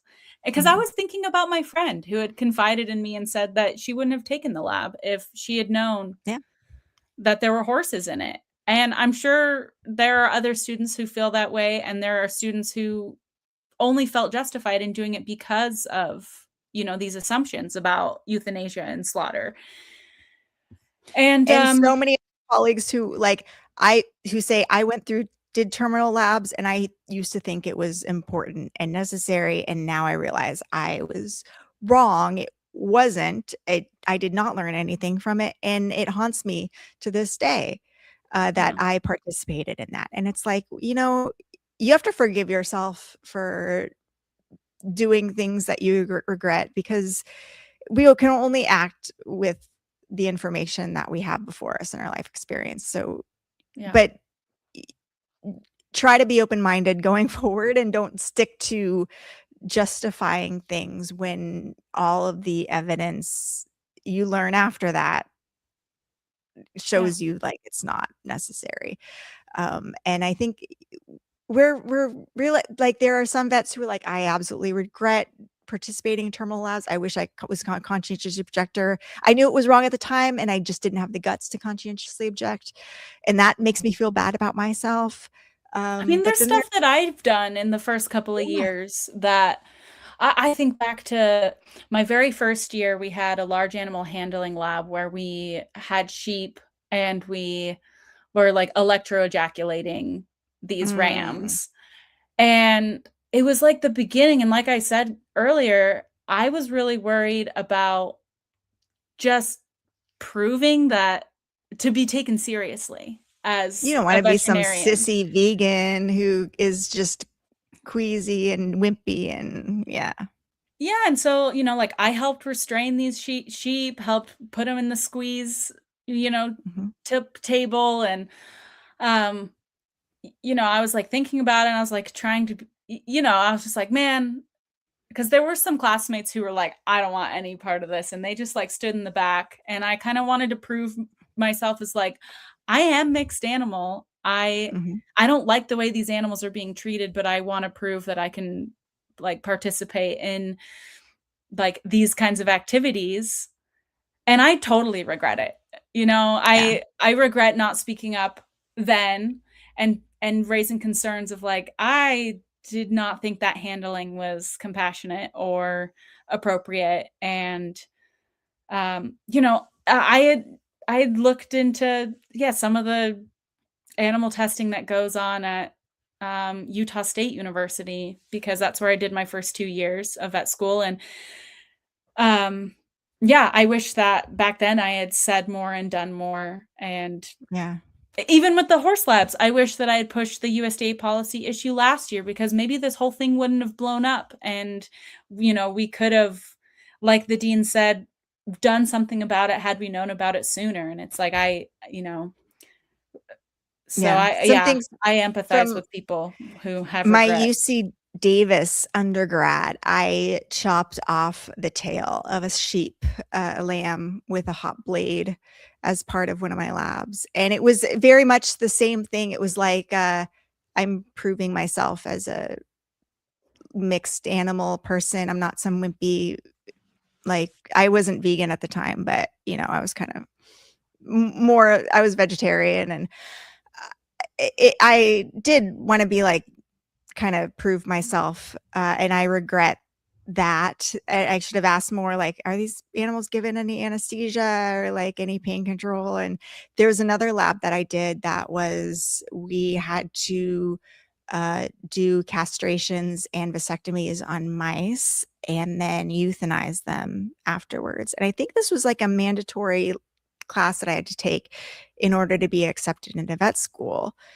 And Wow. a couple of people in my class, one person who was absolutely not an animal rights activist by any means, was the most vocally outspoken about this practice. And I kind of rode her coattails a little bit, sent a letter, but then I was so worried about getting on the radar. This was like right before I was applying to vet school, that I like sent the email. They responded back, hey, can you tell me more about this? And then I'm like, I didn't respond. And then I saw those emails just recently, searching through my inbox, and replied to them like, hey, it's however many years later, wondering if You're like, back in 2008, actually, God, yeah, more than 15 years later, we had this lab, and I was voicing concern. Like, I had like more academic reasons for objecting, like the anesthesia protocol doesn't seem well, like these animals are suffering afterwards, and a large number of them died, and some of them are crawling across the table with their insides hanging out, and they're like, oh yeah, so we ended up changing the anesthesia protocol to something that I would have wanted better. And I'm like, now I want to be like, now you need to not have this lab anymore. Like, this is not, IACUC should not approve this lab, because literally the only thing that we're doing this for is to show ourselves that castrated mice, their accessory sex organs are smaller than vasectomized mice, because vasectomized mice still have testosterone flowing, so their accessory sex organs are the same size. It's like, how We many do not papers need to- exist proving that? We just need to prove this to ourselves, or prove that what we read in the science books is real. Like, this seems not a good use of mice lives. And I think that brings up a really good point of, like, honestly, none of these courses and none of these terminal labs would happen. And people like the dean and students who object, or students who support, none of these people would be forced to make these decisions if IACUC actually did what it says it does. If IACUC actually followed the 3 R's and was really looking at ways to reduce animal models, and if they were trying to really eliminate redundancies, I know that's one of the justifications you have to do in an IACUC protocol. I mean, I can pull up the IACUC protocol and we can go through like what they had to do. And if they really did what they say they have to do, these things wouldn't get approved, and then they wouldn't be anybody's problem. But I don't know if you want to pull that up, but maybe let me pull that up. But let me so there's a big problem finish this even point. in human medicine. Oh, sorry. Go for it. We're just talking over. Just before I leave this, because I think people are wondering, like, how did it get to the point of there being campaigns? And so I was talking about, I sent this email to the 3rd-year students, and then the dean replied, and I had quoted her email that she sent to me, where she had said they were not infected and they would have been eligible for adoption. And then in her email to all the 3rd-year students, she said the quote provided by Larea is neither relevant or correct for the situation. And and she said social media doesn't dictate curricular decisions. And this is kind of when, this was the last I've heard from her, honestly. I was like pretty gutted when I read this, because I included a quote from an email that she had sent me, and she didn't acknowledge that the horses could have been adopted, and now everyone thinks I'm a liar. And that's when I was like, I have done I have been quelling the public facing campaigns. I told you, I've been chomping at the bit. I have been silencing Crystal.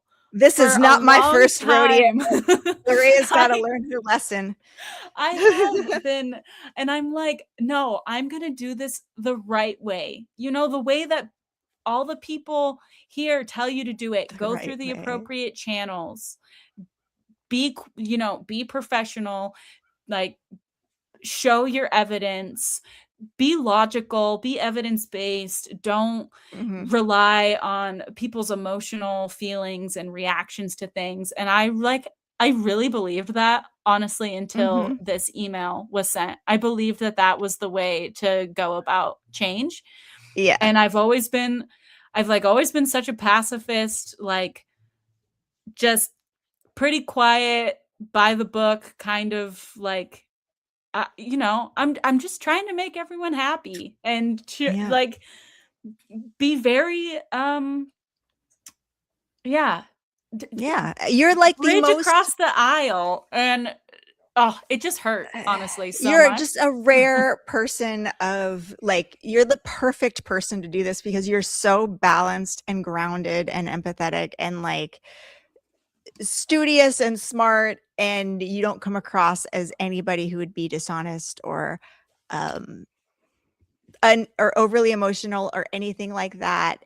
And to have the dean say that about you, and I read other emails and I'm like, it's coming. I'm a little worried. Like I'm like, I've seen this pattern before. I know. You're like, next. oh, poor Lorea, she's so naive. Oh yeah, no, we all gotta be. What a sweet innocent child.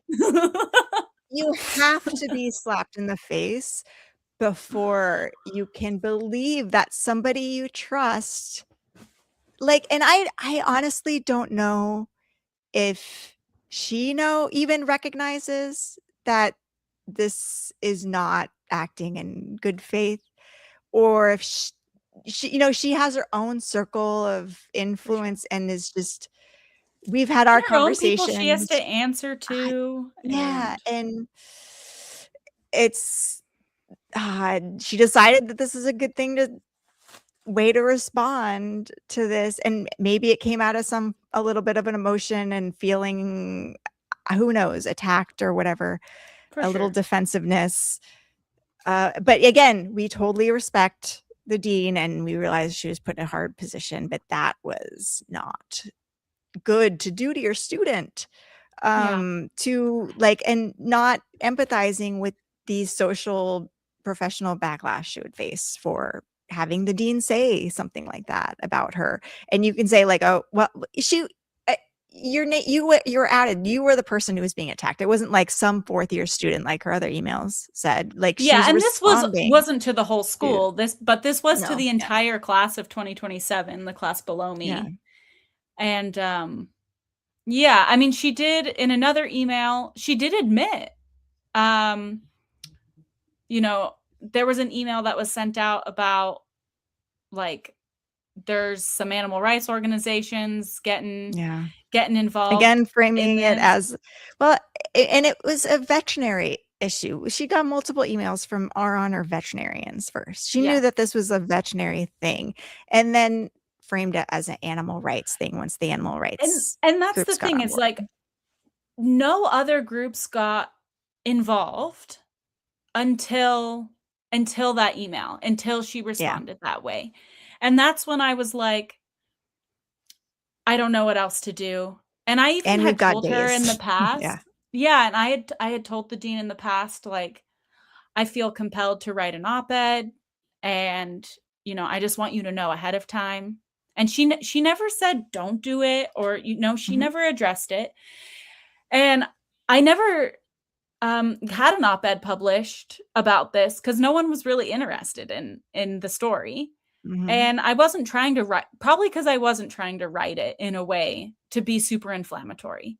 And, I had submitted it to local papers, local Washington papers. And the media wants drama and hard opinions. And so yeah, so then you and I co-authored a press release, and then Mhm. that's when it got picked up. That's when Beagle Freedom Project saw it, and they picked it up, and they reached out because they wanted the facts, and I shared what I'm sharing now so that they were acting from a place based in evidence.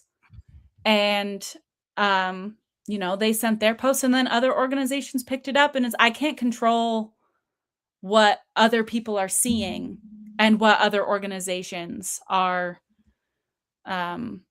picking up. I didn't reach out to PETA. It's once it got to that level of there were multiple campaigns, it's I can't control that. And I you know Yeah. I just want people who see those campaigns to act kindly and compassionately. But yeah, the dean did eventually send out an email saying, why is this getting such big attention?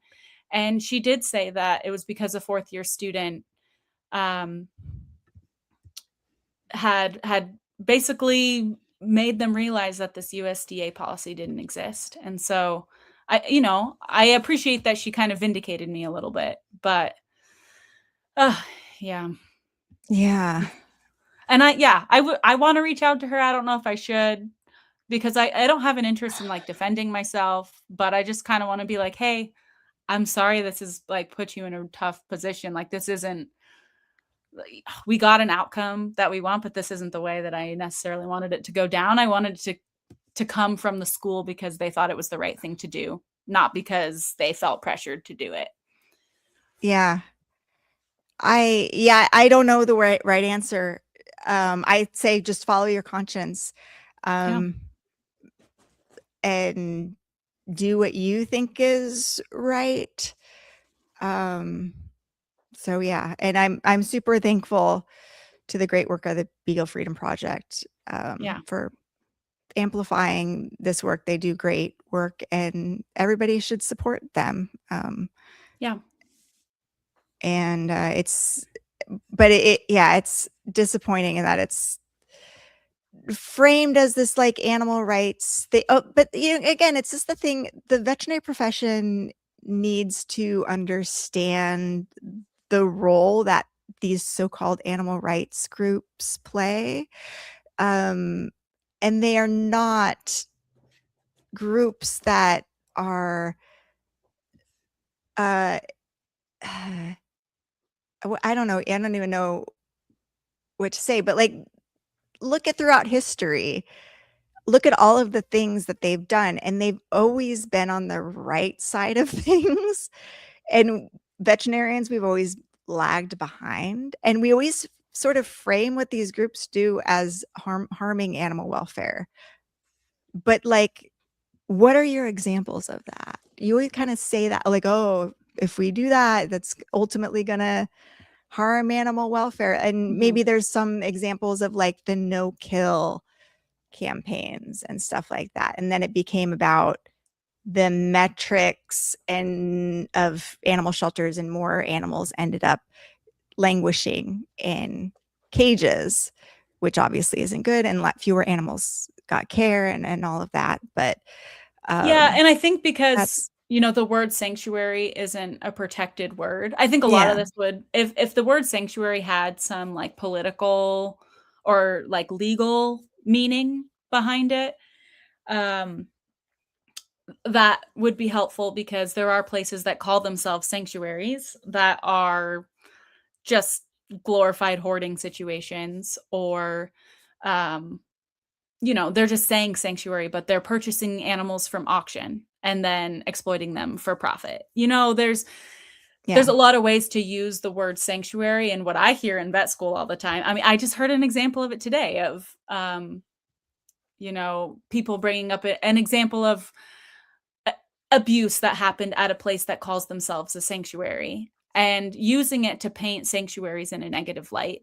And I've been hearing, a friend of mine had been hearing conversations about this. I've been off campus for the last few weeks because I've been doing rotations off campus. And he was hearing conversations, and he said that some of the issues that people were bringing up is they were concerned that these horses were going to go to one of those types of sanctuaries. Like, are we really doing our due diligence to make sure they're going to accredited or highly reputable sanctuaries where they are going to be permanent residents and aren't going to have to be shuffled around or kept in hoarding situations? And yes, absolutely, we are going to do our due diligence and make sure that these animals go to an actual sanctuary that is not going to exploit them, that is going to provide them with shelter, food, veterinary care, and a life worth living. Yeah. And you better believe, like, this story is huge to me now, and I'm going to be visiting those horses all the time. Yes, and taking absolutely. photos, and like, yeah, especially if they go to Apple Valley, because that's not too far from me. So I will, totally want to visit them all of the time. I just want to pull up some of these comments some more, because I think it's important to respond to some of these common questions. And so thankful, again, this is on the Beagle Freedom Project's post, which got a ton of attention. And this person says, are these rideable horses who will be offered sufficient retraining to be adopted out into a safe forever homes? And my understanding, I think, I don't know how old they are. We know nothing about these horses. And I think sanctuaries agreed to take them just thinking that maybe these horses would not be rideable and they just live out in pasture. Are they senior or unsound horses? We are told they're healthy horses who'd be thrown away alive to neglect, abandonment, auction, feedlots. No, you think we're going to let that happen? Absolutely not. In which case, euthanasia is much kinder. This post is lacking quite a bit of information. The way this post is written entices strong knee-jerk reactions without details or reading between the lines. And believe you me, I have posted so many detailed posts on my Substack, my Twitter. Nobody reads nuanced arguments. They generally don't go viral. So or you have many op-eds about this, sharing like, my experience, the amount of like links and sources that I have, and oh my goodness, no one was interested. Yeah. And so this is why a group like the Beagle Freedom Project is so successful, is because they can make a post that people will engage with. And now we're having the conversation in the comment section, and people can get the information that they need. And that's what I've provided. Here, some context, which anybody who reads the comments will get, which 9 out of 10 sends a horse from the frying pan into the fire of poor care, neglect, or worse. And I would just say, what happens to animals on most industrial operations is far worse than what happens at a sanctuary, just by the sheer numbers of animals that are in industrial settings. So even the worst sanctuary, we're talking about a place that is out in the open. Anybody can see it. And if you don't like it, you can call animal control on them and have them prosecuted.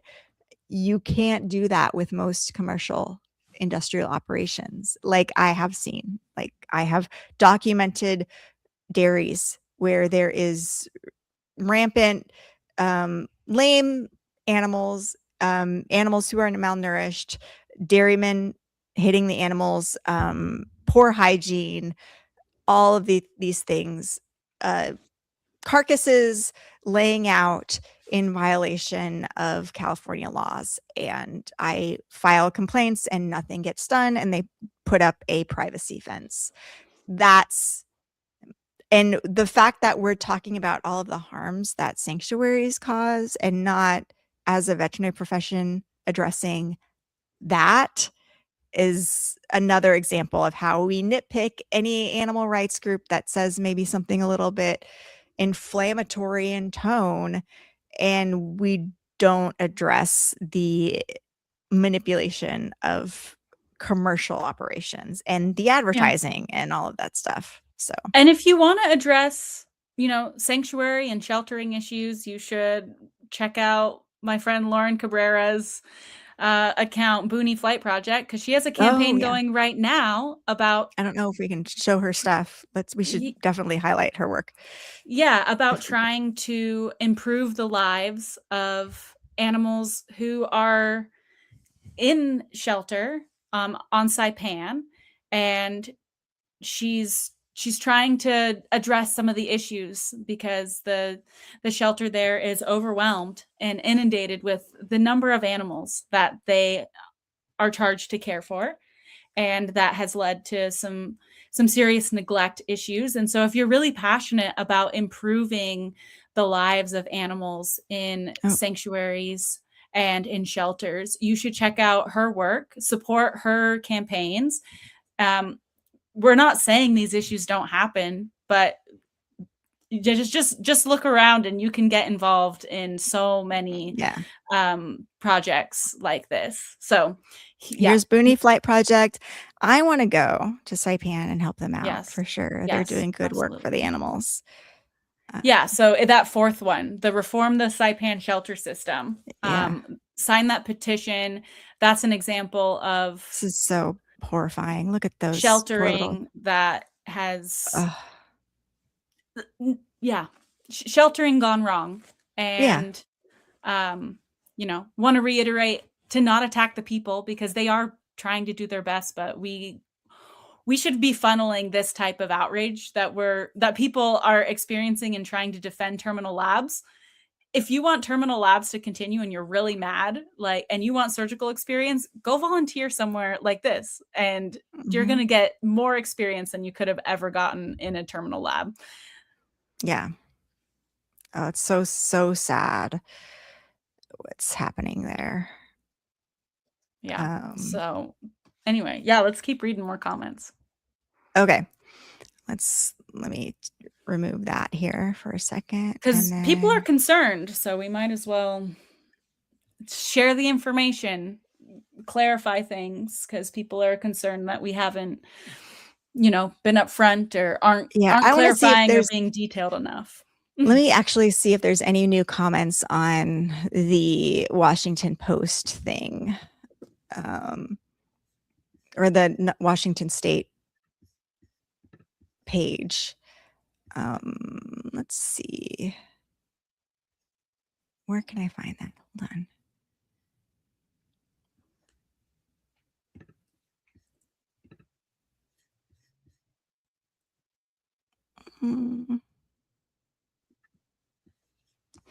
WSU. Hold on.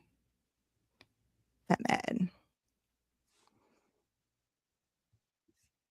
Okay, let me take this down.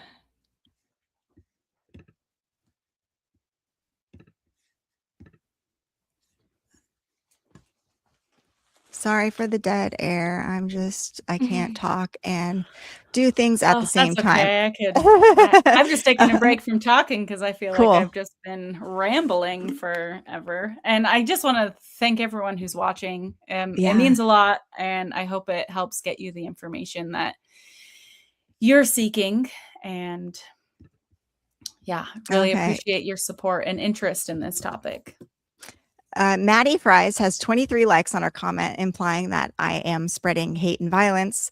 I only got 1 like in my reply. Womp womp. Dr. Heath, well, unfortunately, that strongly held value wasn't demonstrated in this situation.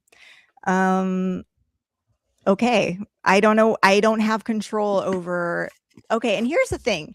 The public, members of the public, of course, the most online psychopathic members of the public will use any situation to spread violence and hate. And this is why it's always like, we don't want to get the public involved unless absolutely necessary. And that's why we try to manage these things among veterinarians. But when that doesn't work, you have to, and we can say on all of the campaign materials, non-violence, be professional. And we can go on my Twitter and see me arguing with people who are like, violence is the only way. And I'm like, no, it's not. Literally, this is what is always used by those in power to maintain their power. Violence, threats, bullying, retaliation. And as long as we allow that to be a tool, that's what will be used. And the only way to combat that is to say no. Violence is definitely not the option. So yeah, this person says, such a missed opportunity for the students. There aren't effective alternatives to practicing large animal surgeries than practicing on a large animal. And of course, we already addressed that. On animals we need, and we're not trying to say, and I think that's the biggest misconception, is that we're saying, you know, let's, and I get it, because I know people at European vet schools. I know one of our professors who is from Europe. She said one of the reasons she wanted to work at a American vet school is because in Europe, they're not really allowed to touch animals, you know, and during vet school, and they have to get a lot of their hands-on training post-grad. And if you're from Europe, please correct me and chime in. But I'm not saying that we need to go and never touch an animal in vet school, never do, or like we're only vet school. We're just going to do models and simulations. Yeah, no. You do models and simulations to get to a point of proficiency, and then under the guidance of experienced surgeons, you do surgery. I was doing surgery my second year of vet school because we had a great first year principles of surgery course where we had models, simulations, and then I took time out of my own schedule, went to the shelter, and had an amazing mentor there who was willing to teach me. And she taught me my first cat spay. She was letting me do dog neuters. I had gotten to the point of being proficient where I didn't, you know, need her like standing over me, you know, to do dog neuters. And I was a second year vet student. And it's because I had the appropriate training beforehand.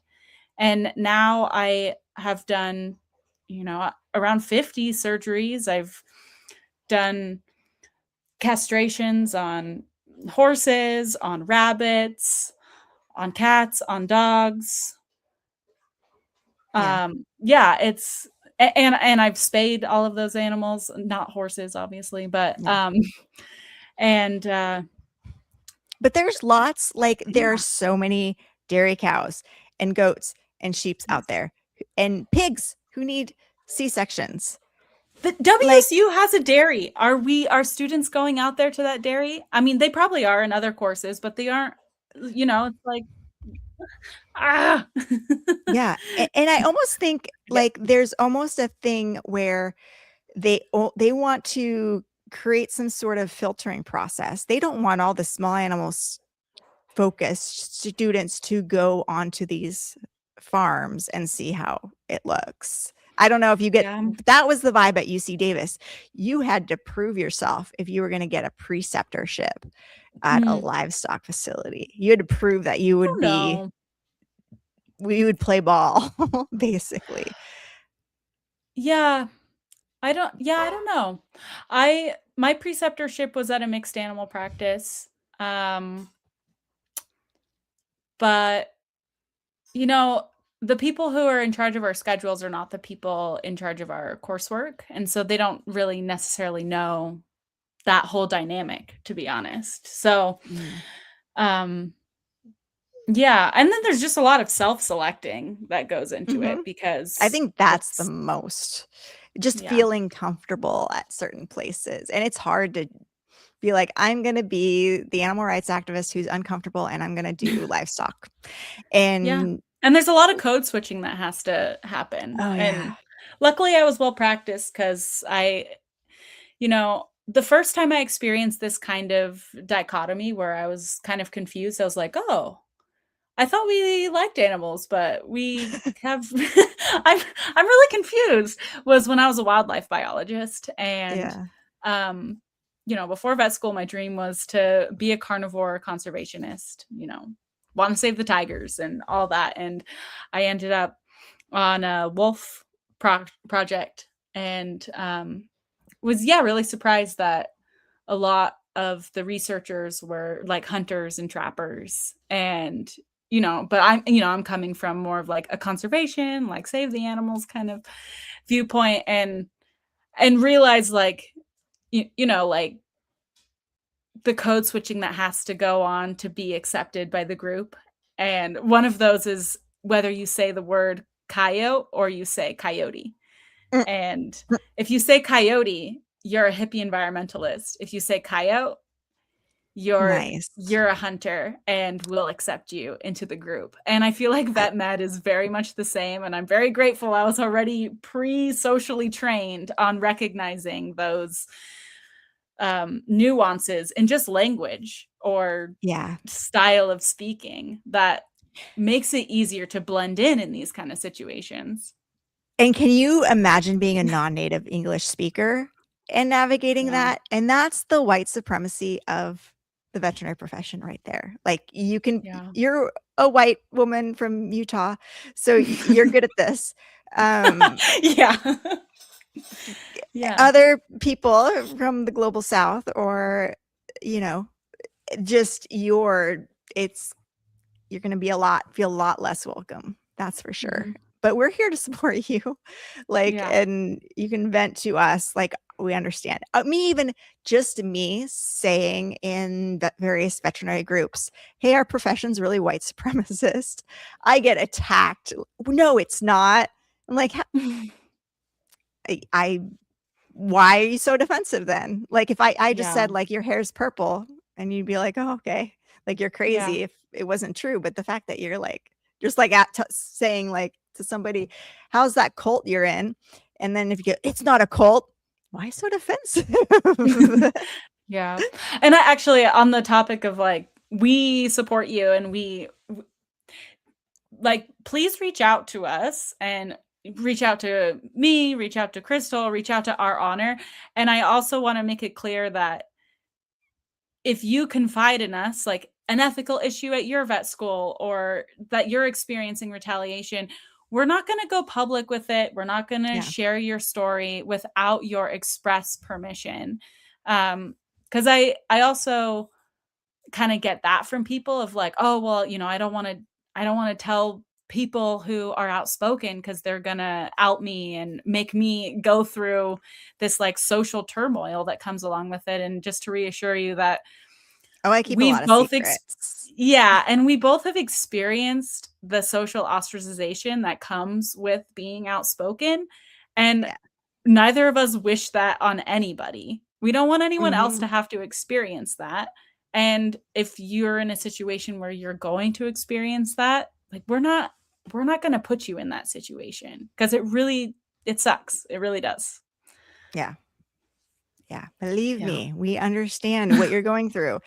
I also, if you tell me to like, you're trying to go through the right channels, I will let you be slapped in the face by that not working. I can attest to that. Crystal never dissuaded me and was like, no, I think we should go. She was never like, no, I'm not going to take that video down, or I'm not going to say anything. She was just like, okay. I'm not going to. I'm going to support you. Like, sometimes I wish my mom, I definitely wish my mom would have told me, like, that guy you were dating is not is an alcoholic or whatever. Like,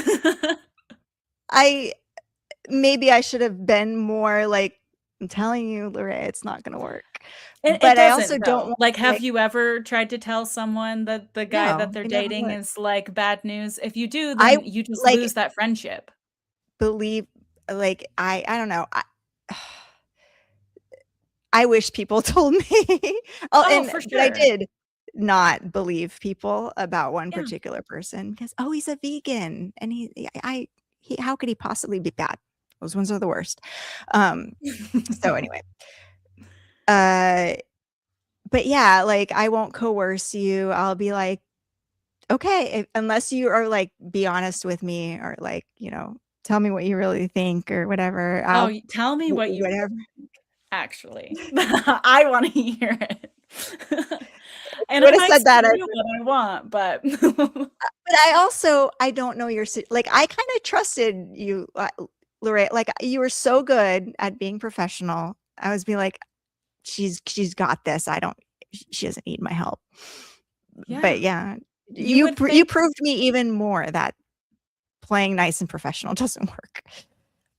Yeah. Like, because you did it so well. I did it. I have the receipts of if there's one thing I can do, it's write a good email that doesn't enrage people. Or I try. I really do try. It's the elementary school teacher in me. Violence doesn't work either. That's not a tool that should be wielded, because that's always wielded more effectively by those with power than those without it. And we are here to take away that tool from people. Take away bullying, take away like psychological harming others. Like anybody who wields that, everybody should instantly know, oh, that's a bad person. And I've said that on my Twitter. People who are like, say, I'm going to go on there and say this. And I'm like, oh, you're a bully. You're a bad person. You're coming across as a psychopath. Nobody should trust what you're saying then. And I'm going to block. I don't block anybody actually, but because I just let what they say show in my response to them. But yeah, and I think there needs to be more of that in the animal rights and in the vegan and in any movement, honestly, because that's what gets people to feel like they can discredit a movement or a community. And it's really upsetting, because the people who ultimately end up getting harmed are the ones who were speaking out in the first place. And talking this through definitely makes me feel better, but I'm sure that when I get up in the morning and I have to go back to campus tomorrow, I'm going to be filled with dread, because the messaging that is being put out there is that this is happening because animal rights activists have made this an unsafe space for students. We're protecting the students. And I've been public about that. I am that fourth year student in that email. And I don't know. Yeah, I'm a little worried. I do trust my colleagues to treat me with respect to my face, most of the time. And I'm not really worried for my safety, but it's not that fun walking around worrying about those types of things. Even if you can kind of logic your way out of it. It's a wasted psychological energy having to deal with that. But that's the world we live in. That's the fight. Let's see what else it says here. It's sad as being here is such a missed opportunity for the students, blah, blah, blah. While I am glad the decision was made to cancel this portion of lab, I'm not happy that it came as a result of threats. Neither are we. From anonymous individuals who feel it's okay to hide their vile behavior behind the internet. I agree exactly. With that. I agree with that. I'm hopeful you will find another solution to providing this necessary curriculum, one that does not do unnecessary harm to living, breathing. Who is this person? Yes, everything that they're saying, I love. I don't know. We don't need to put their social media on blast. Why did I do that? But yeah. I just thank you for saying that, because that's our message that we're trying to get out. Yeah, absolutely. Let me see. Let's go back to Beagle Freedom Project post, because there's so many comments on there we can respond to. Share screen.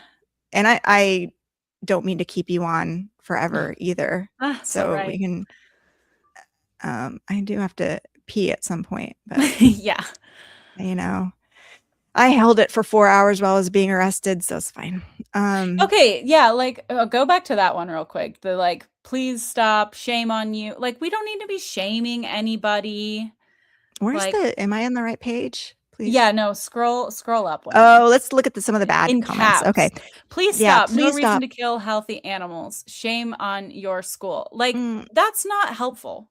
This is not persuasive dialogue and discourse. Imagine You're just if all you capsing angry. Like, this is what someone unhinged is like in real life. Yeah. Someone who's just screaming, and it's not based in. And this is where I totally get it when people are like, we need to have arguments based in logic and evidence and reasoning. I agree. This Yeah. kind of comment, not helpful.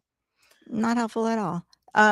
Like this is where I'm thankful for large language models. Like, hey, ask, give me a science-based comment for why we should end terminal labs. And then comment that information on the Beagle Freedom Project's post in order to help amplify it. This comment, or ask a friend, does this comment sound unhinged? And actually, that is something that I did. this person I probably shared has no my friends. email with the Society for Veterinary Medical Ethics. Yeah. And after the dean was like, this comment, this quote is incorrect, and, basically insinuating that I was lying, I sent the email that I had sent to the third year students and this response to the Society for Veterinary Medical Ethics. And I literally asked, where did I go wrong here? I feel like I've done something wrong. And I had veterinary professionals review it because I was just like, oh my gosh, am I in the, like, you need to do that before you post a comment. We need, if only your school had some sort of HR or like, this is where I feel like sometimes there's, you grow up and you become a professional and you realize there's no adults in the room. And there's nobody there's nobody stepping in and interviewing when, and it's a kind of a disturbing place to be sometimes. Like, oh, there's nobody except we do have the Society of Veterinary Medical Ethics, but they're not going to talk to the dean on you and say like, hey, like that was a bad move, bro. Like to send that email to the whole class, kind of painting this fourth year student as somebody who's spreading lies. So, but also let's admit, like some of these comments on this post are not good. This is outrageous. And how do we, maybe, I don't know if we should spend more time educating advocates. Yeah. Or educate, but this is, I mean, people still spank their kids, and that's the world we live in. And this is how people respond to things. This is outrageous. And I remember being yelled at as a kid by my parents.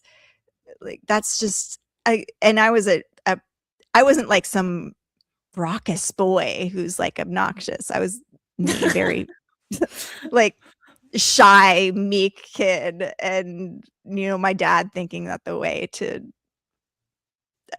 teach me is by yelling, but that's, people grow up like that. It's not good. And so that's how they interact with the world. This is yelling and stuff. Yeah. What's that one that said cruelty at its, what does that say? Cruelty at its finest. Is that what it says? Oh, cruelty at its finest. Yeah.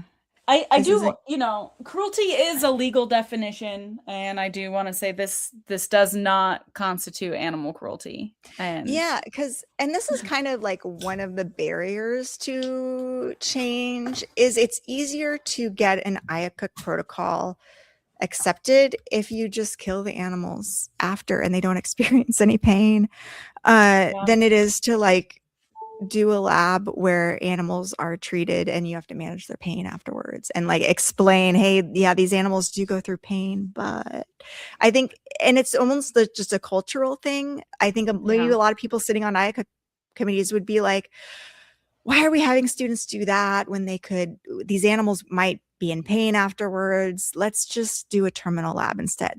A lot of people might just have that philosophy because they haven't been presented with the facts and they haven't really engaged in this discussion.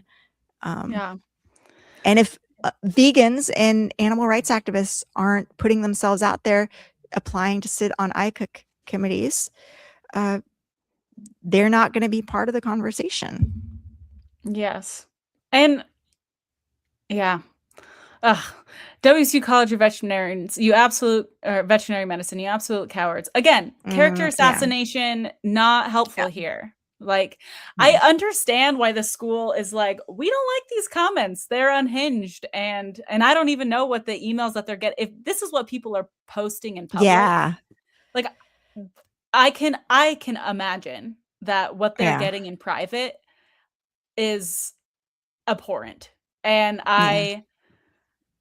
it's really disappointing. And I hope everyone who's commented in the comment section like this is watching this live stream and knows that we don't think this is effective. And we just hope that you can bring about some evidence and and I wonder what some decorum. I don't know, just regular I wonder what some of these people like do for work, you know, like, because like I'm very careful about what I post online, and I also have a certain sense of humor, and like a lot of my older posts, I was mostly just making myself laugh. And now I've gotten like, I have a lot of followers and stuff, and I feel like I can't be as funny as I used to be and post the funny memes and stuff that I used to be, because like I'm a professional, and I'm worried, and I don't want some of my patients, humans, to see some of my humorous posts and not get it. And that's what I used to have my little group of friends who'd all get my humor, and then it would go spread wide and like people wouldn't get it. And that's a nightmare. So now I don't post funny shit anymore. I can't even be sarcastic in real life because I don't know. It does. Apparently, it doesn't look good on me. So I'm just, but we have our group chat. So our group of 2. I feel there's a couple. I don't know. Maybe I should start a bigger group chat. If you find me funny and you want to be part of our group chat, let me know. I'm looking for people who find me funny and who get my sense of humor and will not be offended. Because I need an outlet. Anyway, what else do people say here? It suddenly went quiet. Are we just all both reading? Oh, thank you, Sassy Coops, for donating 20 pounds. Oh, wow. That's, some people work and don't work and still donate. I appreciate you. Thank you for however you're bringing in money. Thank you. Really and nice. We can use all the donations we can get. We are a very small org. Our yearly budget is $180,000 a year, and I don't make any money. I do this all for volunteer. And so far, I've made like a couple $100, but I stopped sending in my and we should definitely pay contract fee. But I also don't make any money because I feel like we need to spend it on other things than our salaries. So, yes, I know that's what I'm struggling with too. It's like we just do it because we care, and we just then we can get more money for important work.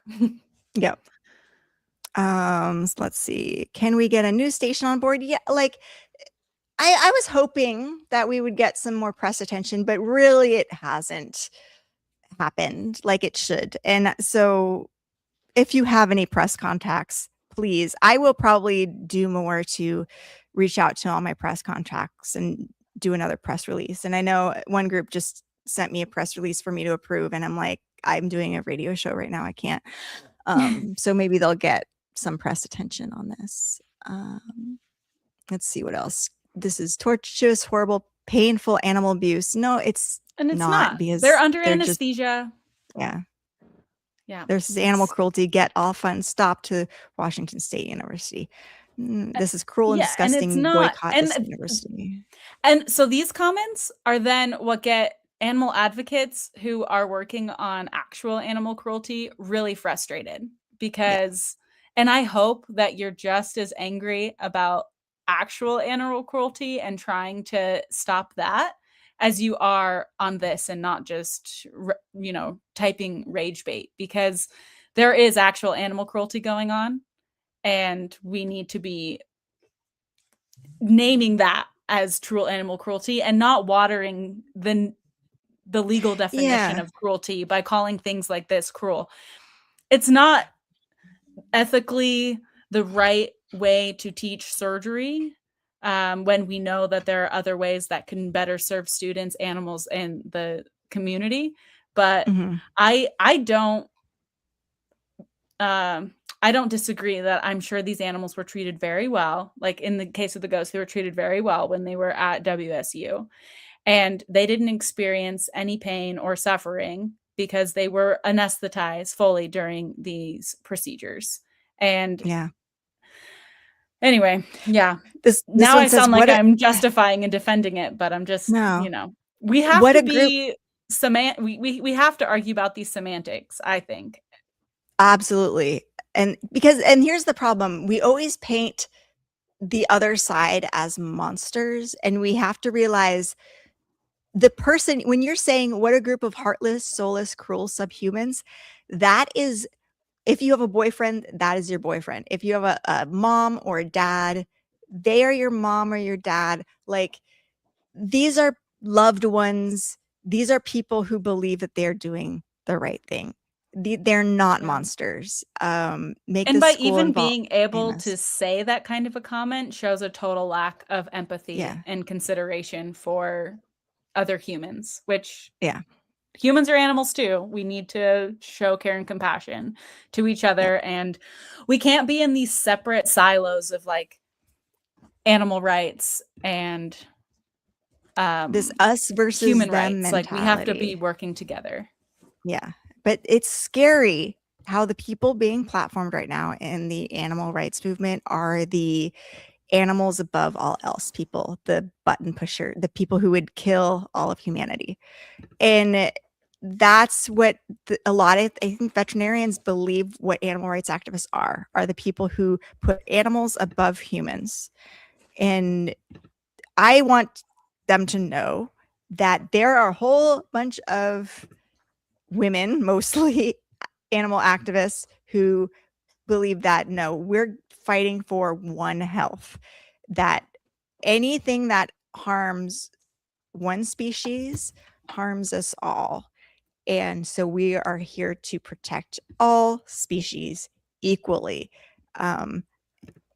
We are not about humans being less than other animals. And here, before I pass judgment, I would like to know the age of the 8 horses and the goats. We don't know. What I mean, if the horses are over 20 and are not rideable, or maybe even donated because of age and owner, rather than letting it suffer, did this. I mean, dogs and cats get killed because they're not wanted. But here's like another thing a lot of people say is these horses are going to slaughter, or this is not true. These horses are healthy and are able to be adopted. But in a lot of cases, people say, like, if an animal is going to slaughter or they're going to be euthanized anyway for whatever reason, why not have, even if this was a medical condition where the horse was going to be euthanized and their person loved them and they're donating them to school and they're going to have surgery practiced on them and then be euthanized. What's wrong with that? What's wrong with that is you're wasting resources. The students could be learning on an animal who actually needs a procedure under the guidance of an experienced veterinarian. You're wasting suture material, you're wasting anesthesia, sterile equipment, gloves on an animal who will be killed. And you're denying students the ability to practice post-anesthesia recovery. So it's not an effective way to train students, and it's a waste of their time. So, and we have so many animals out there who need care and who are not getting care right now. So that's why Even in the perfect scenario where it was a beloved animal who is their quality of life has declined and now it's time to euthanize them. So why not have students practice surgery on them? Even in that case, it's not good. And I want to go through the American Association of Veterinary Medical Colleges guidelines where they even like say, oh no, I lost Larea. Did you mean to? I lost my audio. No. I don't know if you can hear me. I can hear you. Well, I can't hear you, so I don't know. Oh what no. happened. Well, I don't know if you can like log out and come back in if you want, if that works, or you can go to the little dialy thing and manage your output. But let me find the American Association of AVMC guidelines. Let's see. I think it's on my end because my headphones died, and then this is the old one. I lost it. So if this is Okay. the end, then that's all right too. Let me just pull this up here. Let's see if this is on here. Oh, here, let me pull this up, add this to the stage. So this is the American Association of Veterinary Medical Colleges guidelines. And let's see what it says about. Is this the long one? Oh yeah, it's the long one. I wonder if I can find terminal. Oh. No, it doesn't have euthanize. Whenever possible, animals should not be euthanized solely for educational purposes. Cadavers used in teaching should be sourced from animals that have died or are euthanized at or nearing the end of their natural productive life. Willed body donation programs in which the donation is accompanied by owner consent can serve as ethical sources of cadavers. If necessary, cadavers or live animals may be purchased. Institutions should work towards establishing auditing process to ensure transparency and ethical sourcing. Cadavers should be used strategically, purposefully, and to the fullest extent possible.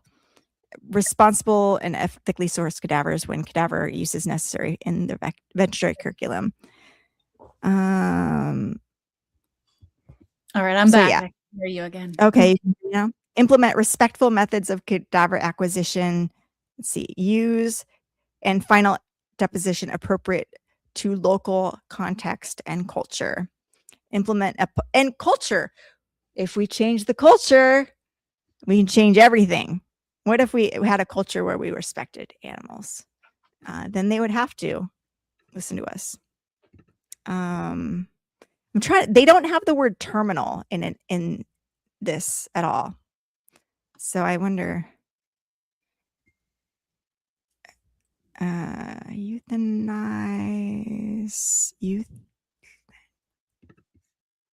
See where euthanasia is used. Only pets who died naturally or were euthanized for medical reasons should be considered eligible, and the decision to euthanize an animal should be a joint one made by both the animal owner and their veterinarian.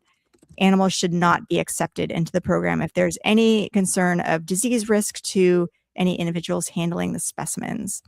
Recommendations for specimens that should be omitted from this is willed body program include any specimens that have recently undergone invasive surgery, have an undiagnosed central nervous system disorder, or carry the potential zoonotic disease transmission.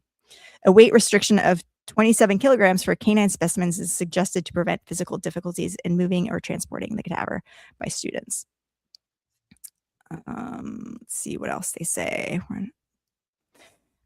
These donations should have been euthanized within 24 hours of the fresh necropsy and can be refrigerated prior to use, never frozen. It's nice. Since all specimens have been euthanized for medically sound reasons, they often exhibit associated pathologies, further altering normal anatomical structures, blah, blah. Fresh cadaveric tissue can be collected from recently euthanized or deceased animals and may be refrigerated prior to use, blah, blah, blah. Whenever possible, animals should not be euthanized solely for medical purposes. Cadavers used in teaching should be sourced from animals that have died or euthanizing or euthanized or nearing the end of their natural or productive life. Was the WSU program in line with that? I don't think so. And your dean is on the board of this too. Oh, here's another one. Oh, wait, go back. Hmm. Number C, letter C. If necessary, cadavers or live animals may be purchased. Institutions should work towards auditing processes to ensure transparency Yeah. in ethical sourcing. Yeah. I don't think that was done here. Yeah. So, yay. But our work isn't over. We still have to make sure that these horses go to a sanctuary, that the goats are no longer used for these labs.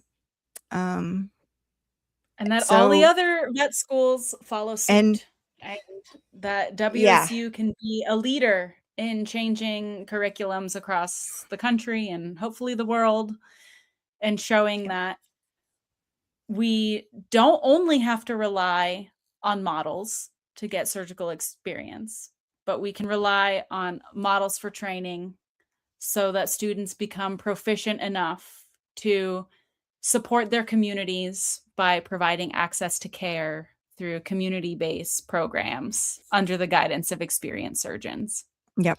My battery is about to die, even though it's plugged in. All right. My computer's using way more juice than necessary, and I've got no more ports to plug in another thing. So that's all right. Thank you everyone for being here and for watching and for your support, and for your kind and professional letters. Yes. And stay tuned, and thank you Beagle Freedom Project, especially for their ongoing work with this.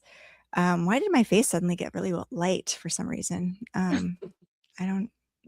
And thank you, PETA and In Defense of Animals, and lots of other groups who are working on this too. So, and let's keep working on all the issues. There's a plethora of them, and let's do it kindly and professionally, and show that people who care about animals are reasonable people and that we want to go about this in a way that does the best for animals and people and communities. Yep. And follow, share, comment to help elevate this post, and we will see you all next time. Yep. Bye. Bye. And